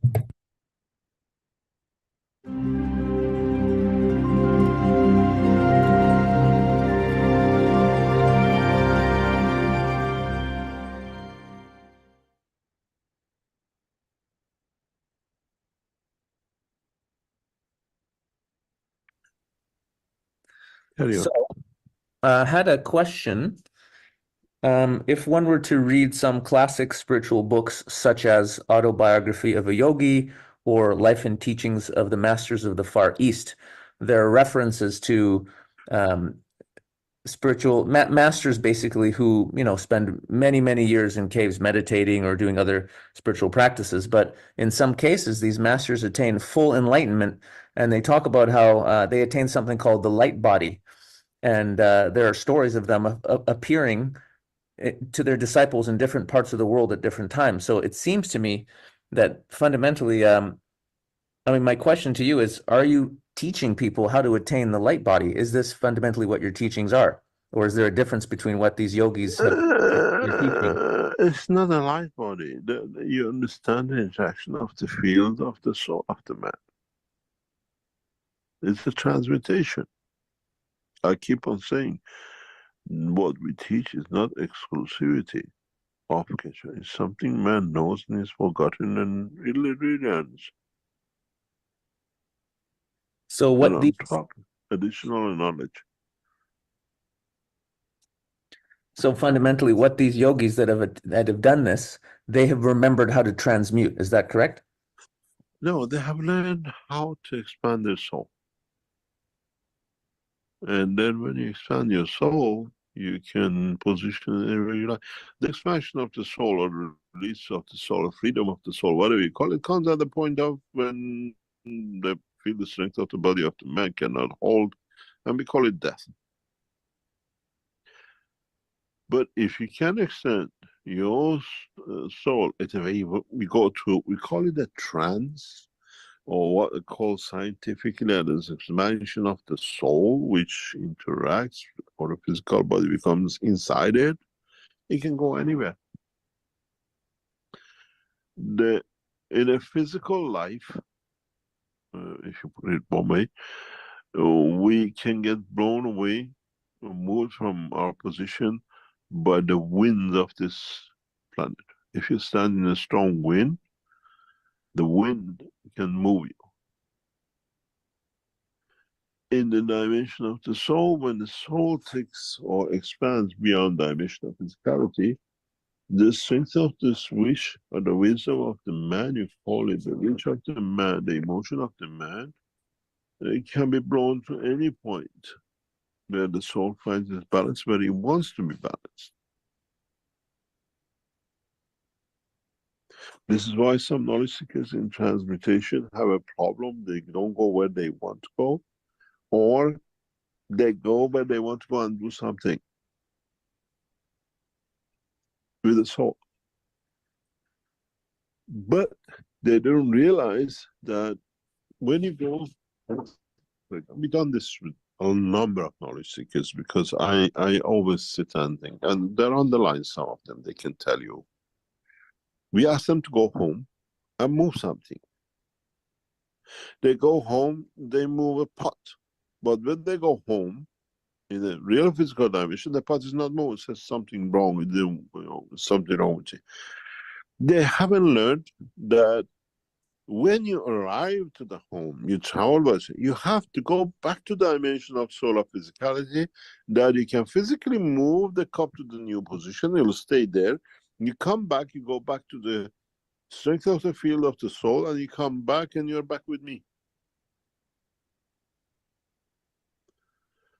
And this is the problem with knowledge seekers. But if you know how to master, you can manifest yourself anywhere. When you arrive at the point through the transmutation, when you go home and you move the chair, and then you go home, the chair is not moved. If you say they move, when you tell me, I say, the guy hasn't learned yet. As a wise man, I do not humiliate you. I just keep to myself. This student has not matured yet. You can't give him the mark yet. But if you learn that you transmuted, why you carry on with the energy in that position? You arrive to move a physical matter. You have to become physical to be able to move it. Mm. You understand? Yeah, that makes sense. The same thing is with the masters. These people who do transmute, they know where to manifest themselves in that position. And this, our knowledge seekers haven't learned yet. Gradually they will learn. The Indians have a beautiful saying, and I love to always, when it comes to Mrs. Neem Hakim Khatarijan, half a doctor is a danger to life because he doesn't know he kills the patient. You understand? He knows half of the medicine.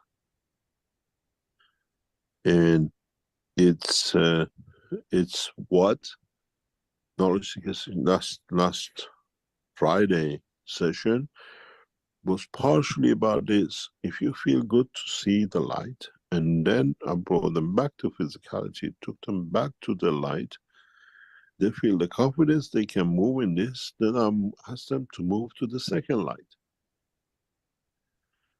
The first light is usually golden color, like a sun, is the manifestation of physicality. In some cases, we see a light blue color in the soul. That means the human, the person is attached to this earth. It's so physical. Because blue is the sign of the, this is what we know as a blue planet. You understand later on what I mean. And then we ask them the sort of second part to go from one light to see if they can find another light. It means they have become so detached that they see the light of the Creator. But again, in that level, the intensity shows how much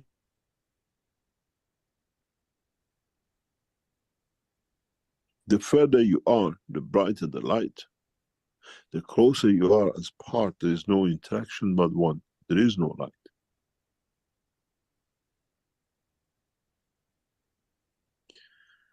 When people be asked to go from dimension of the field of the man to the soul, when they speak about the bright light, green, golden light, I saw the sun is blah, blah, it means you haven't understood fully yet, because if you understand the process, that light has to be you, but you feel the emotion of the light. You never see the light. When we ask you to go to the next light and you say, I saw such a bright light, I see the created light. The further you are, the brighter it is, the more you're part of it. There is no interaction, because it's what we spoke with Azar, I think, a few minutes ago. When you bring the balance of the fields, you cannot be seen. How can you see the brightness? When you see nothing in that light, then you become part of the light. Then you come to feel the strength of the Creator.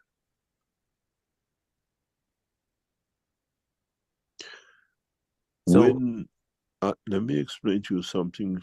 I've said that before, but now maybe you understand the history of the Keshe Foundation.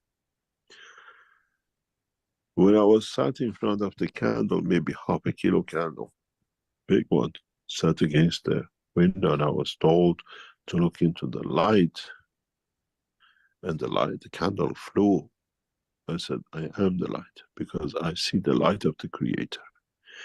And that was the point where I abandoned physical life, in that point on the spot. And I accepted the mission. You don't need to see, you feel the emotion of the light, and the same to be. And this is where it comes. And all of us have that capability.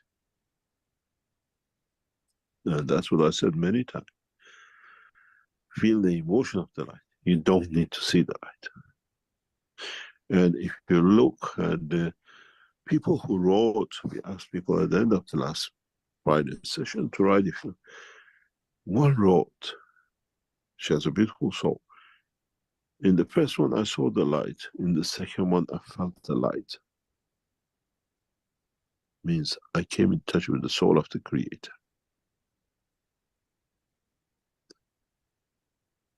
And then it becomes the detachment. But as knowledge seekers, you don't understand what it means.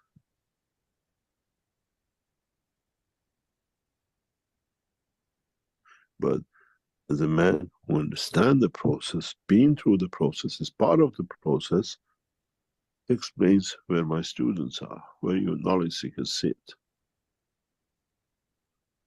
In detachment, in understanding the field of the Creator or field of the man. And when you speak to me, when you write, I've seen such a bright light, I've seen the light. When you see the bright light, you're still confirming physicality. When you feel the light, you become part of the transmutation. Then you understand everything else if you understand that, how these people transmute. And you don't do it for magic, you do it for satisfaction of the soul of the man himself and nothing else. People used to go on the donkey and go and see somebody because they wanted to go and see how the next city looks like. Now that donkey is the magnetic field of the universe. How do you want to travel on it?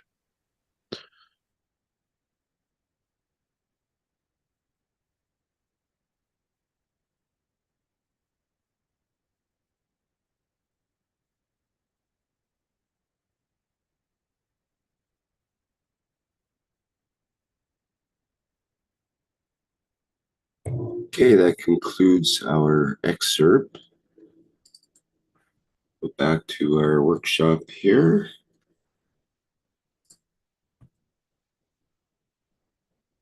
Hello to everyone. Here's Andreas from the German-speaking community, a support member, and I'm flying very much, and I'm very thankful for the whole workshop, because we heard about so many things what we have already experienced over the last years. And when we speak about things, we are sharing this with others. And that's why I'm thankful, because every time when we see something, hear something, we understand something more. And all those things, like seeing or feeling the lights, or changing the skin color,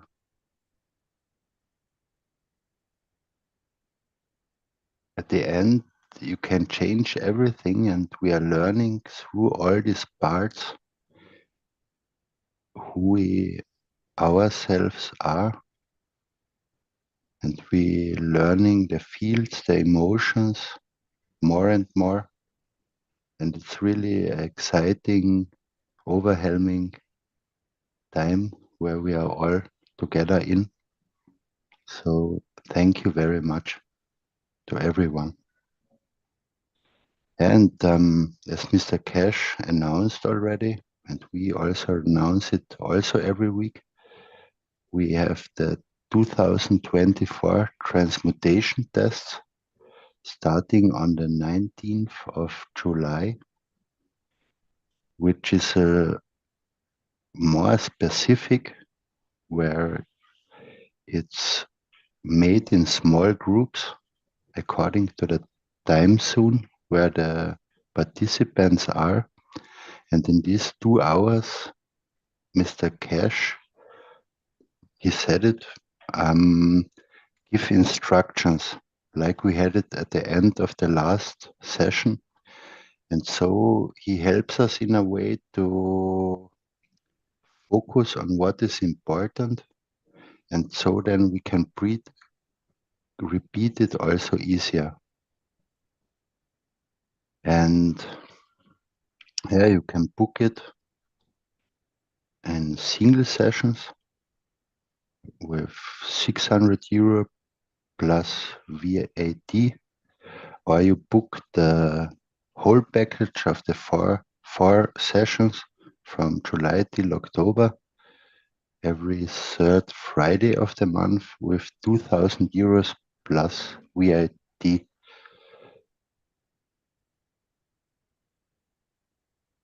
The sessions are it's not only the session and what you experience in the session, sometimes not that much, but sometimes happen the things before or afterwards. And Mr. Keshe is every time preparing us through the knowledge seeker workshops for the sessions or after the sessions. And yeah, if we then take us time for ourselves to repeat those processes, then suddenly we can reach things and understand things and can make it more natural and natural every time again. And if you are at the sessions, there is very much help with the soul expansion and with the guidance of Mr. Keshe. And you can experience things and learn things what you have thought this is unimaginable years ago. Thank you.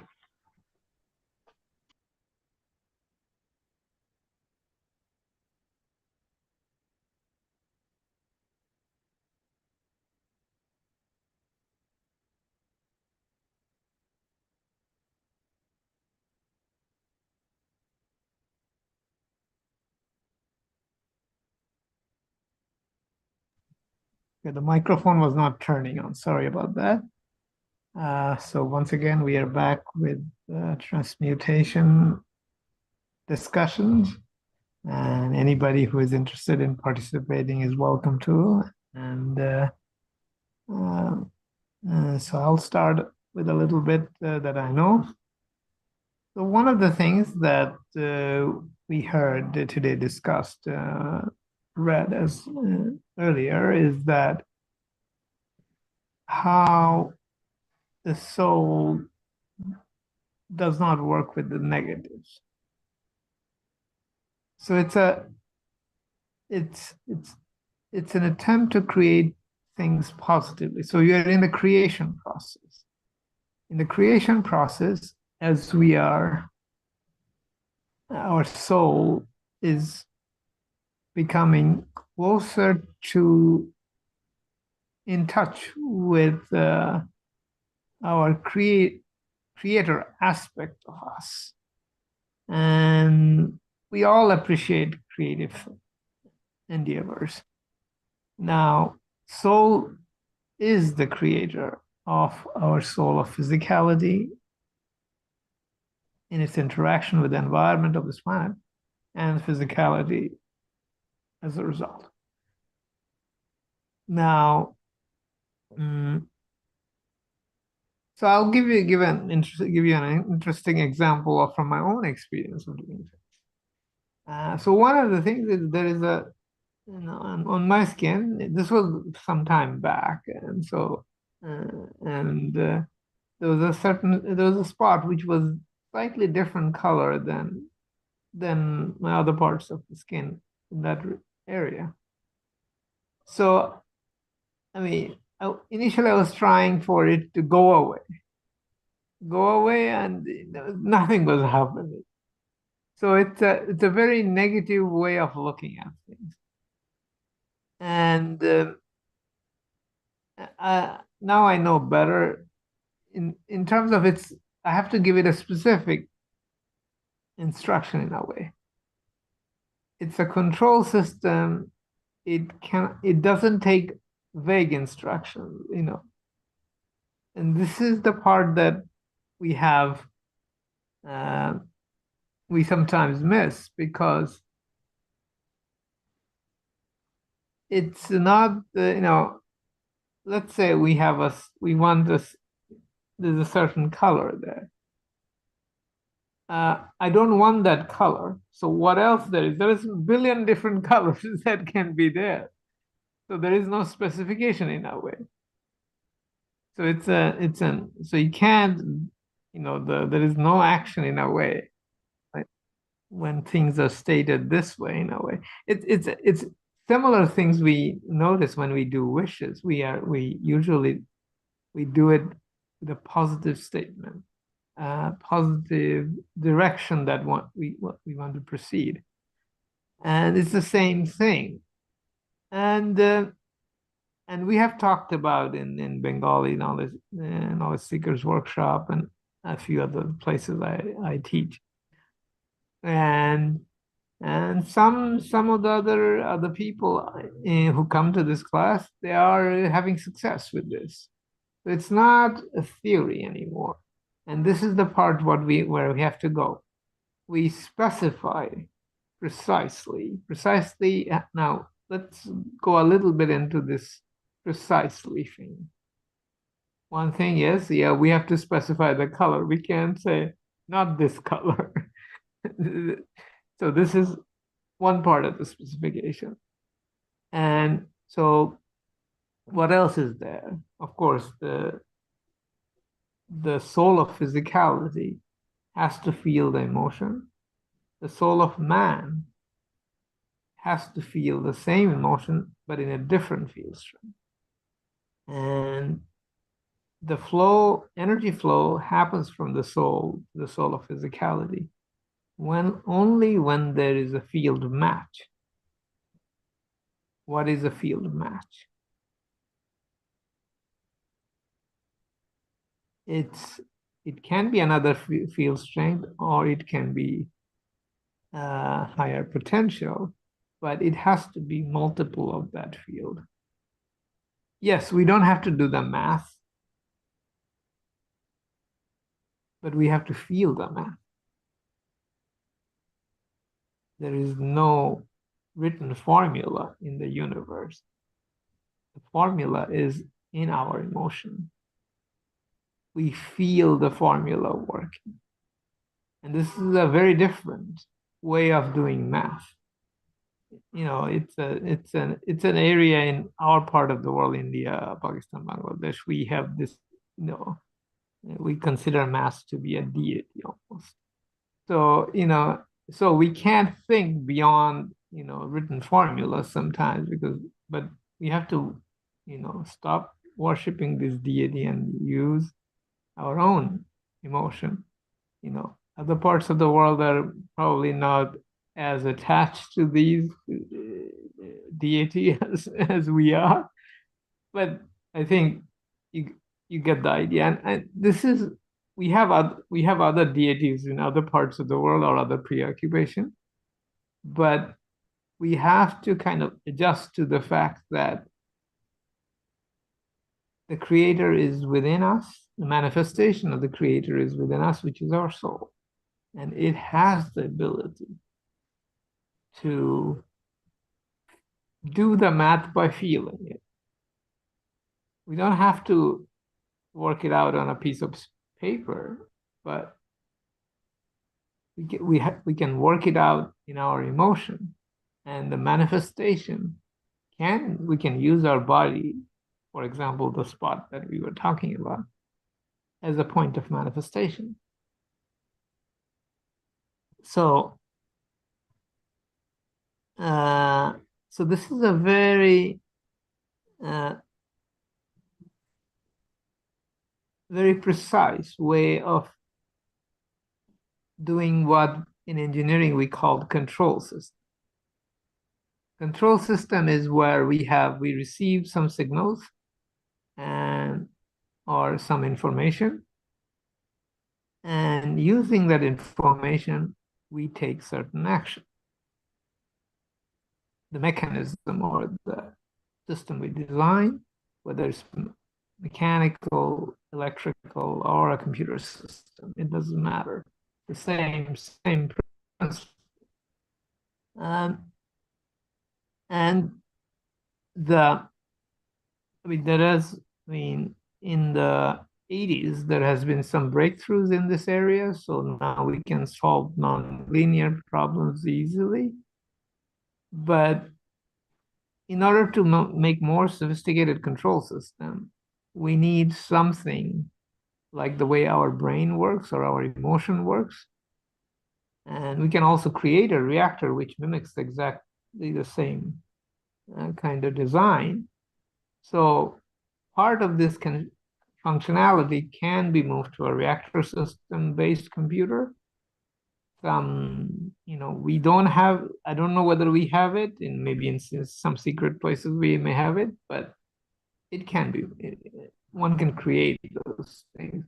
And in a way, we have an example of it in Keshe Foundation, which is our enhancement unit, which in the absence of our soul's ability completely operate, we are getting assistance from this computer.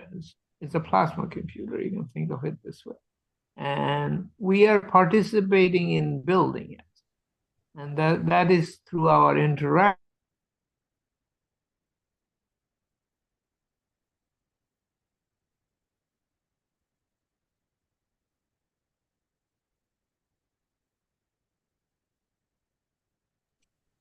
Have we lost the audio?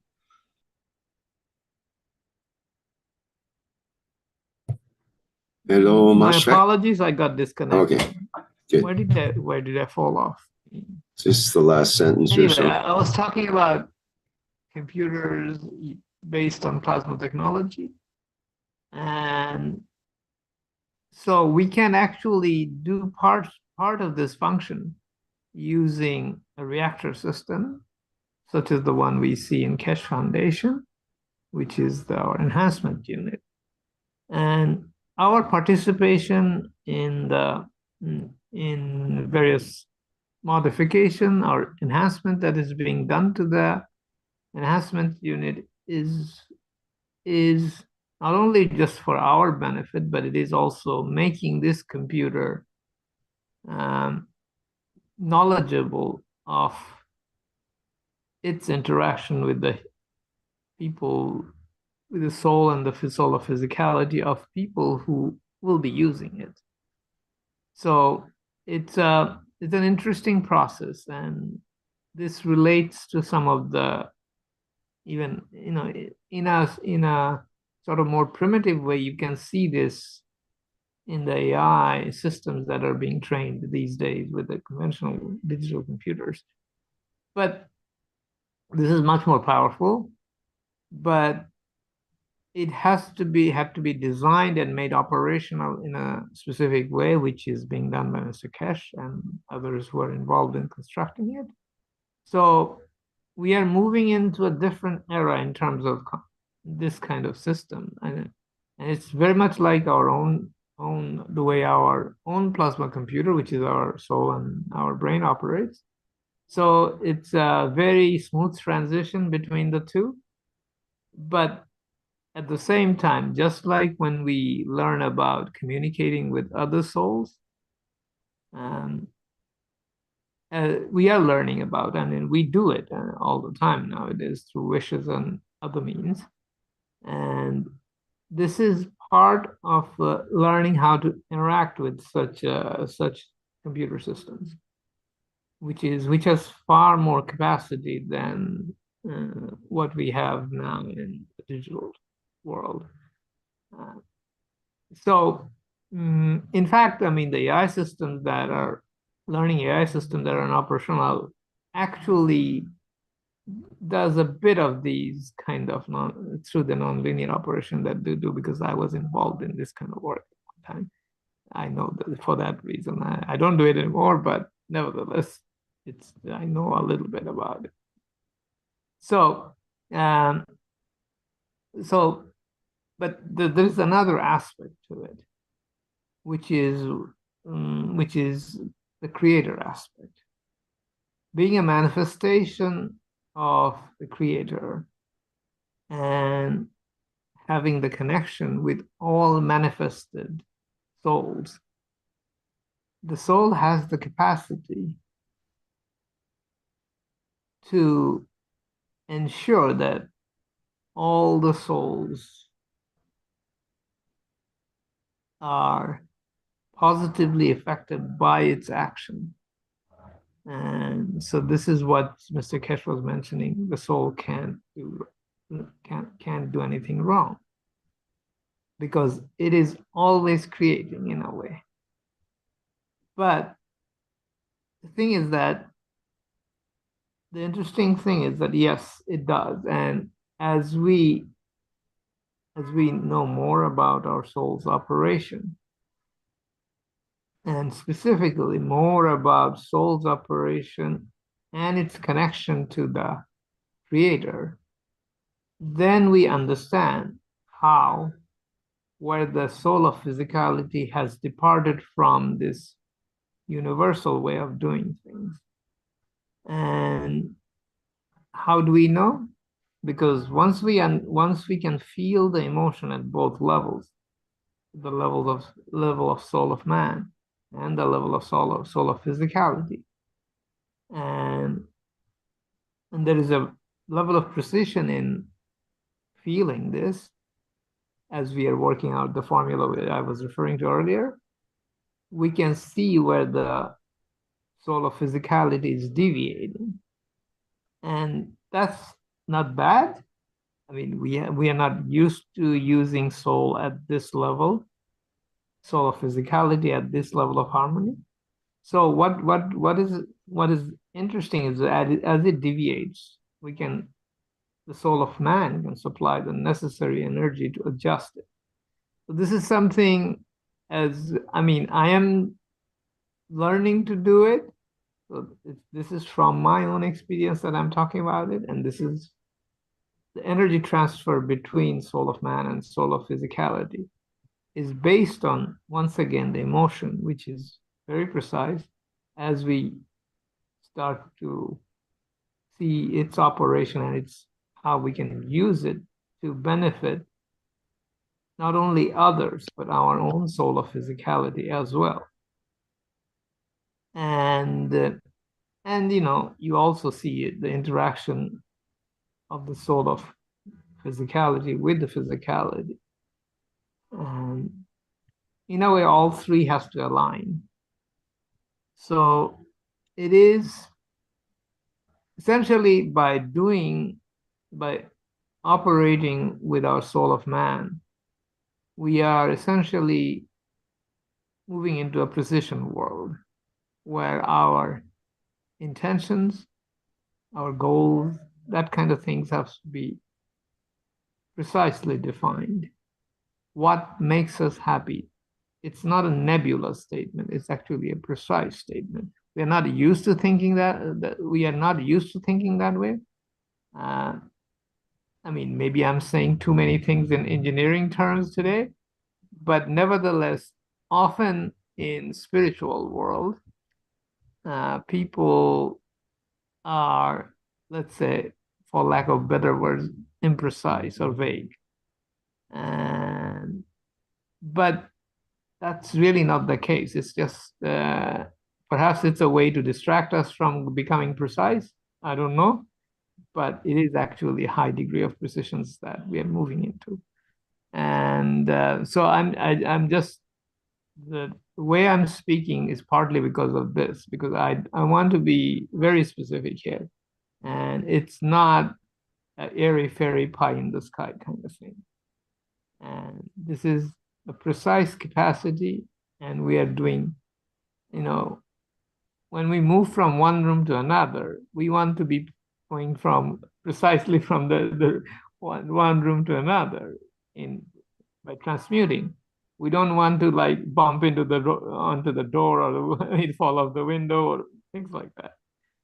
But we have to be precise, and it's our own safety or our own well-being in a way.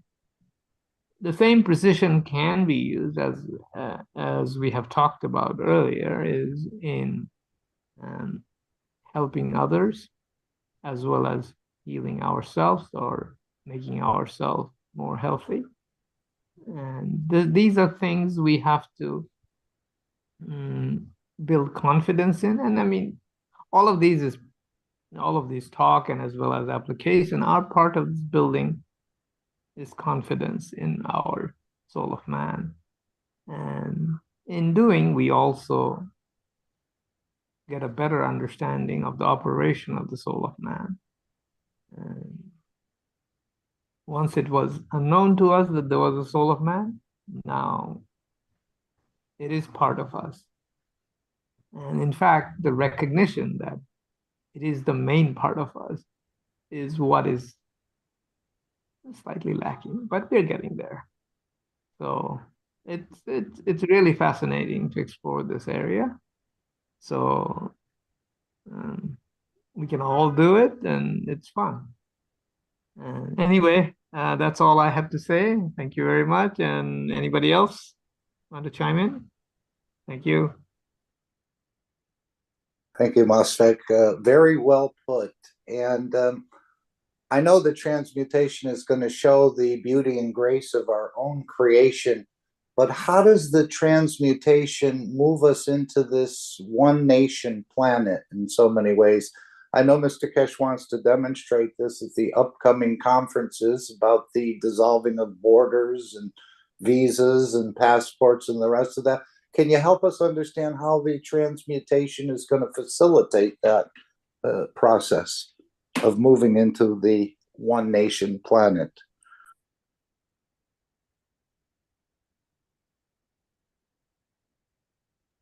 Is that a question for me? Yes, if you'd like to take it up. Okay, well, I'll make an attempt. One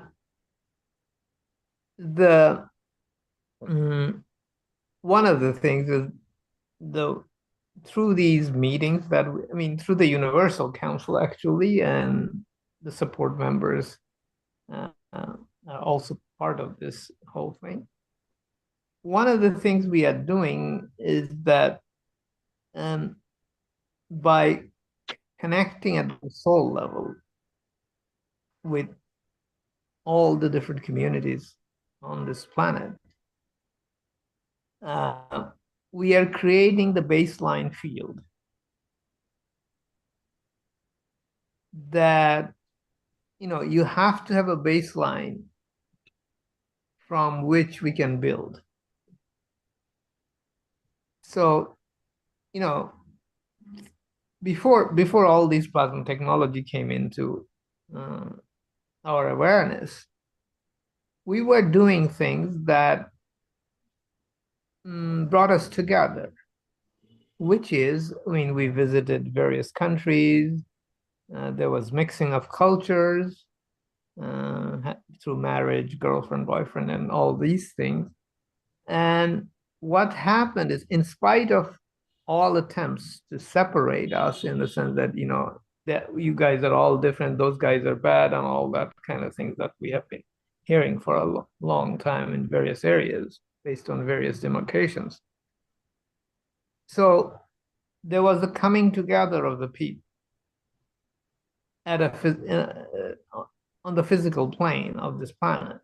But now that we are doing this at the soul level, and we can also transmute I'm not talking about physicality. We can transmute environmental condition. For example, elevating souls of various leaders. Ultimately, they will be dysfunctional because the people are everywhere generally are nice people and they want to cooperate. All souls are generally like, I mean, yes, there are a few who cause most of the difficulties we face. But once we elevate these people, the baseline becomes the norm. The whole planet comes together at the soul level as well as physical level. The physical level happens through, as I said, with mixing as well as internet nowadays. But now we are moving from internet, what could be called the soul net or the internet. So here we can exchange much more powerful fields which can change conditions on at different points on this planet as we wish. What is not as well developed is the precision of our wishing. Yes, we are doing it here, but as it spread in others, which is happening, actually, you can see this. The whole planet is coming together. And there is with the corona situation or the COVID situation, in spite of all the negatives, the whole world participated in it. And the effect of it has ramification global. And globally people are rising up to address this issue. So it's a lot of power that it unleashed in a way. The virus and whatever else came with the virus unleashed the human capacity. And on top of that, we have the soul level engaged as well. So at every level, we have a unity across the planet, which will demolish the existing system, that we call the passport and all that.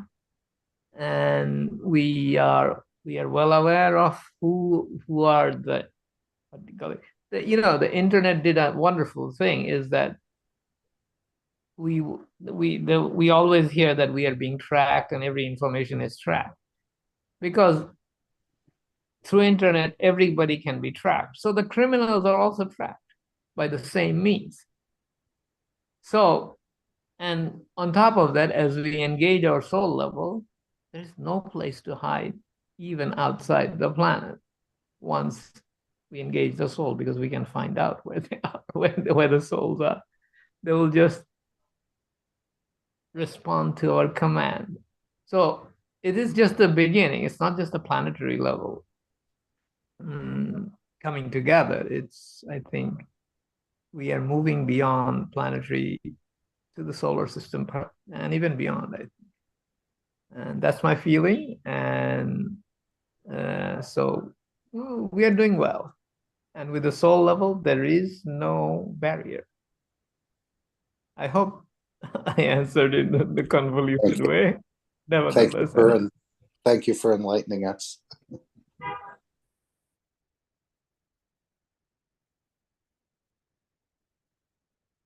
Thank you, my dear Moshfik. Thank you so much. Well, I will say we are transmitting in a way, well, as beautiful teachers are, as we are doing it.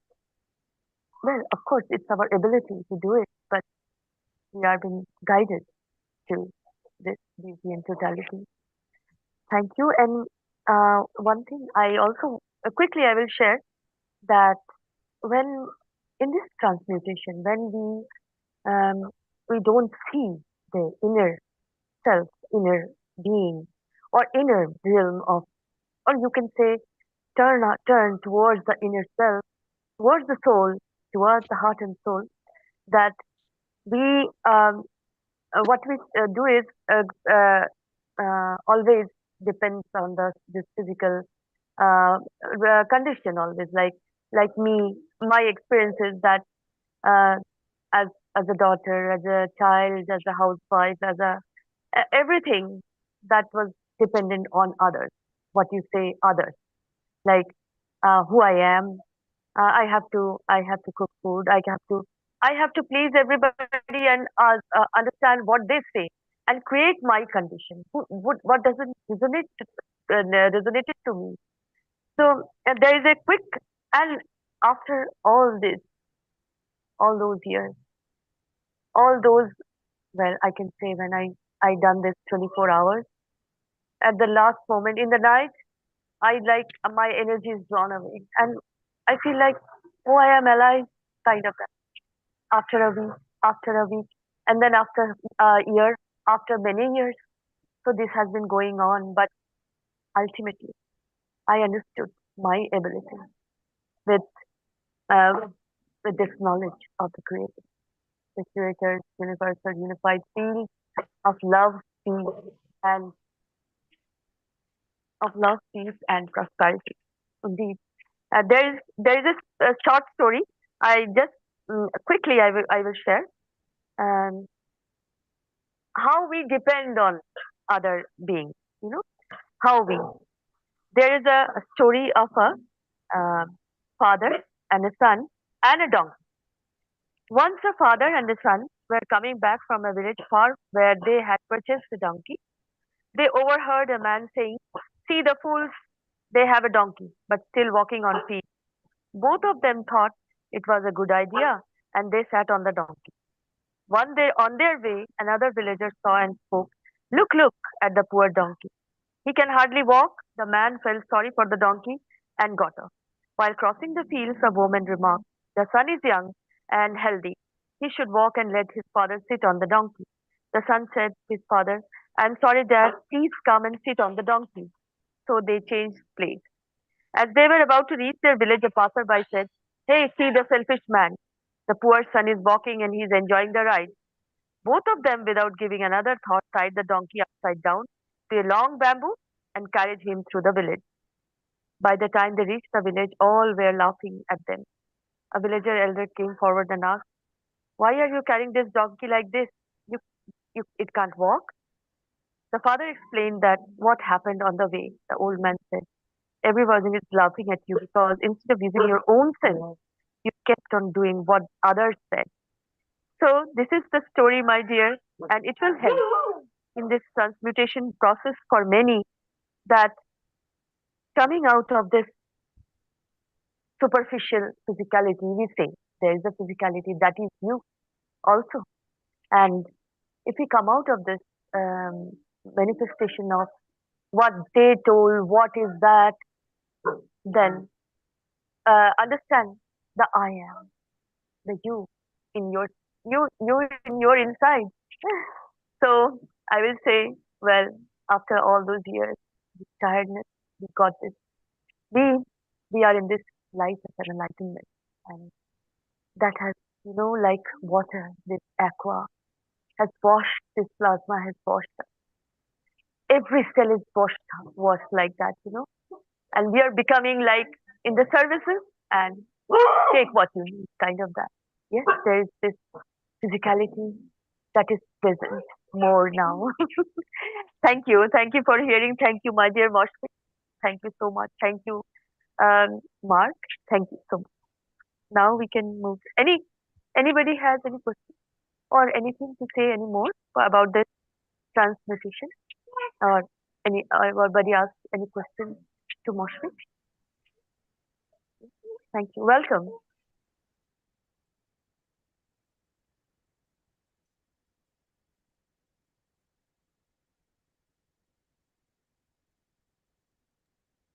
Or we can move to the next slide, my dear Rick.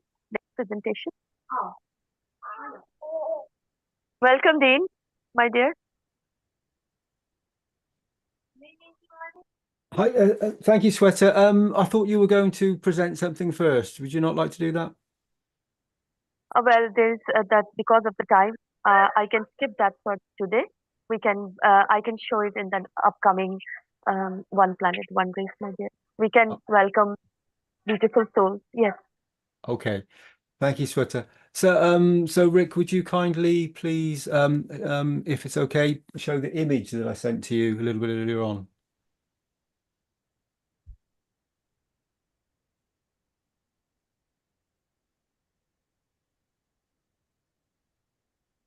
So as you can all clearly see, this is a time, place, and position that this was actually in a place called Sanya in China, but it has no significance other than the fact that that was that particular time.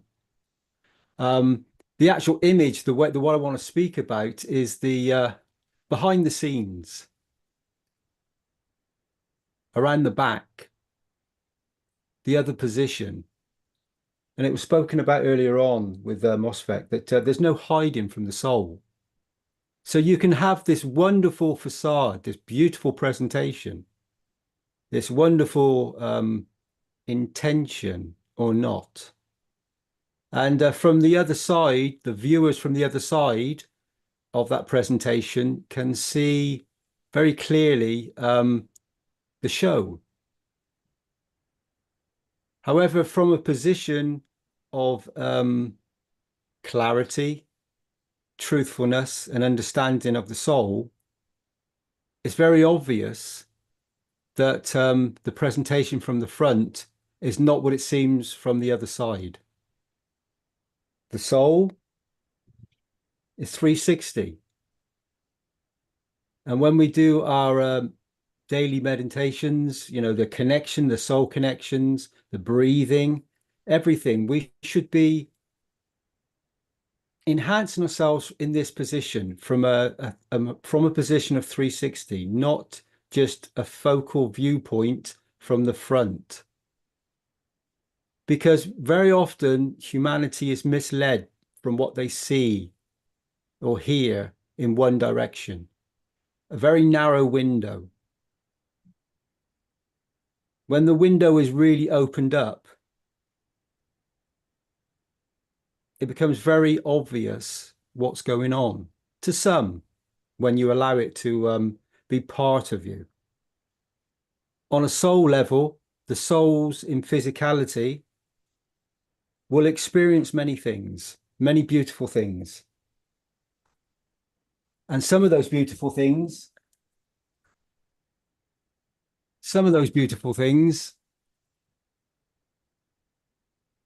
we can take advantage of. We can use to our own position of taking. When you understand the soul, when you become this entity, this beauty, sharing and giving, then it becomes very, very real in the reality that you create for the others to experience and to view. There is no judgment. There is just elevation of the soul of man. And when we can do this, when we know what's going on behind the scenes, when we understand the positions being taken, however, we don't judge. We give from the energies we have. And if we have a surplus of those energies, we give that unconditional love, that belief, that knowledge, whatever belief system you may have, whichever it is, whatever you believe in. But if you know the truth of the soul, then you can shine that light. You can give that beauty, that energy to the souls that decide to play from behind the back in the reality of physicality and the non-tangibility of the soul that they can't hide from. The facades are falling apart in physicality for many now. They're fading away, they're dropping down. The stark reality and the beauty is present for each and every one of us to be whole, to be part of. And so, like any show, and the show must go on,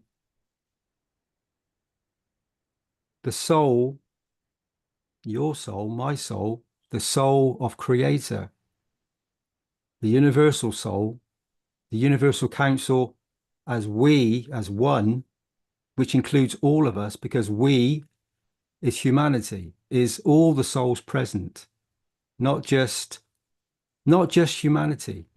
If you think of the countless other trillions and billions, countless numbers of other souls that are present in physical forms and non-physical forms in and around the planet, then you understand the essence of thinking, speaking, and doing good, and being present with oneself in the ethos of serving others to give to them so they receive the correct energies.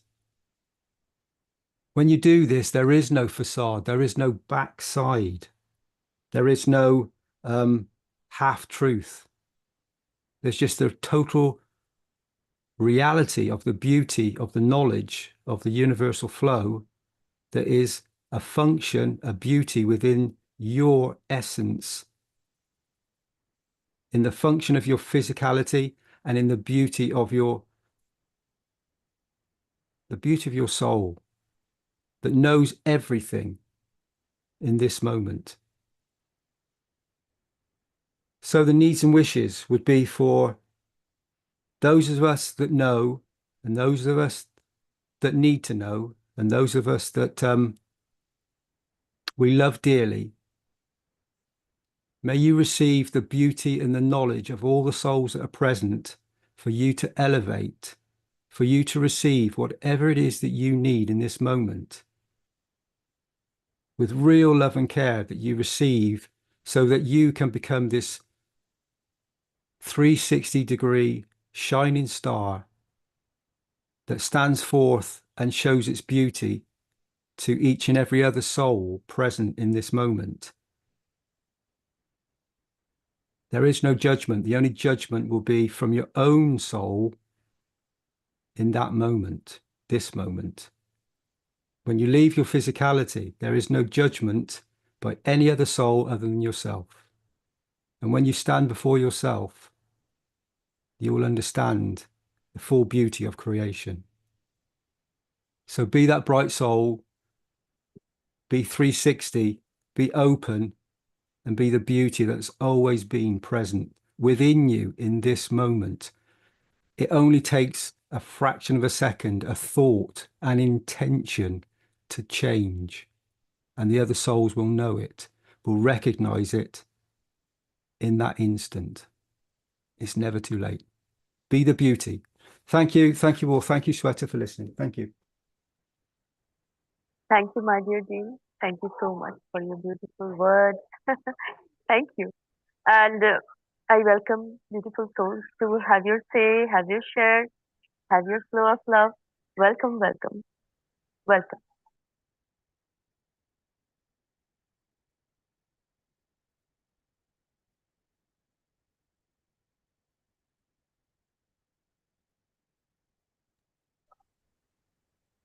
My dear Rick, anything to share, or anybody wants to say something? I don't see anything on our YouTube or in our chats or Q&A here. That means they are in love. Experiencing. Perhaps the other input from the workshop has already satisfied those needs and wishes. Oh, yes, yes, yes. Yeah, of course. Thank you, beautiful souls, for your feedback. Thank you. Now we can move to the, as we have this feedback of love, we can move to the next presentation, my dear Rick.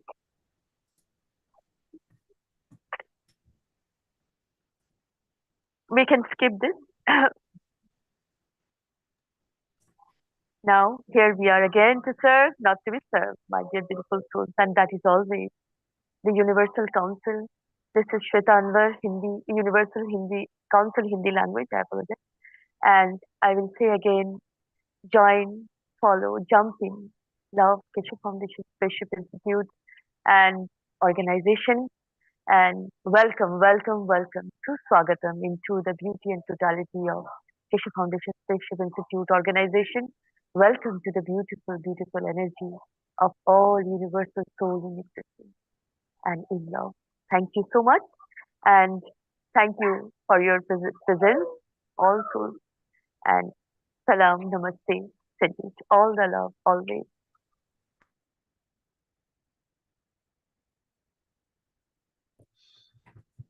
All right, thank you, Sweta, and many thanks to all the members of the Universal Council and all the support members as well that made this show possible, as well as the work they do in the background to support the Universal Council, support all of us in many ways. Okay, that brings to an end today's workshop, which has been the 333rd One Planet, One Nation, One Race for Justice and World Peace here on Tuesday, July 2nd, 2024. You see, our next public teaching workshop is the Keshe Plasma Reactor Group, which is Wednesday at 7 a.m. Central European Time, and it's open to folks of all ages and all skill levels of the plasma technology. If you have any questions or anything you'd like to present, that is a good avenue to do that. Now we have a couple of announcements. One is there's a change in the Knowledge Seekers workshop time to 3 p.m. That'll be on Thursday, July 4th. So instead of the usual 9 a.m. Central European Summer Time, it will be at the 3 p.m. Central European Summer Time. So basically 6 hours ahead. So set your time clocks accordingly for your local time zone. We also I keep getting reminded about this, and thank you, Mark, for reminding me about Testimonials, which is coming around very quickly again this month. On the following Monday, July 8th, we'll have our Testimonials, public meeting for Testimonials. So please consider attending that meeting, and either as a witness or as a someone who's volunteering to share their experience with the plasma technology. And if you've had some experience that has affected you in some kind of way, hopefully positive, please bring it to the to that Testimonials workshop and let the whole world know about your experience. And that way, by sharing, you it's a way of paying back for receiving some of that knowledge. So I encourage folks to think about that. And if you have any video or images you'd like to share, that's so much the better. Okay. Yeah, I guess that's it. Right, Shweta? Nothing Hey, else? I'll set your time for the dance and music. Set One this more time, thing to dear one. add, to follow through the workshop Yeah. here, as we always do, the Flight Enhancement Spaceship Unit music version. And thank you, Shweta, and thank Clap, you, clap, everyone. and dance. Dear beautiful souls, be in always joy. Thank you so much. Yes, thank you, everyone, for attending today. And we'll see you in the next public teaching workshop. Bye for now.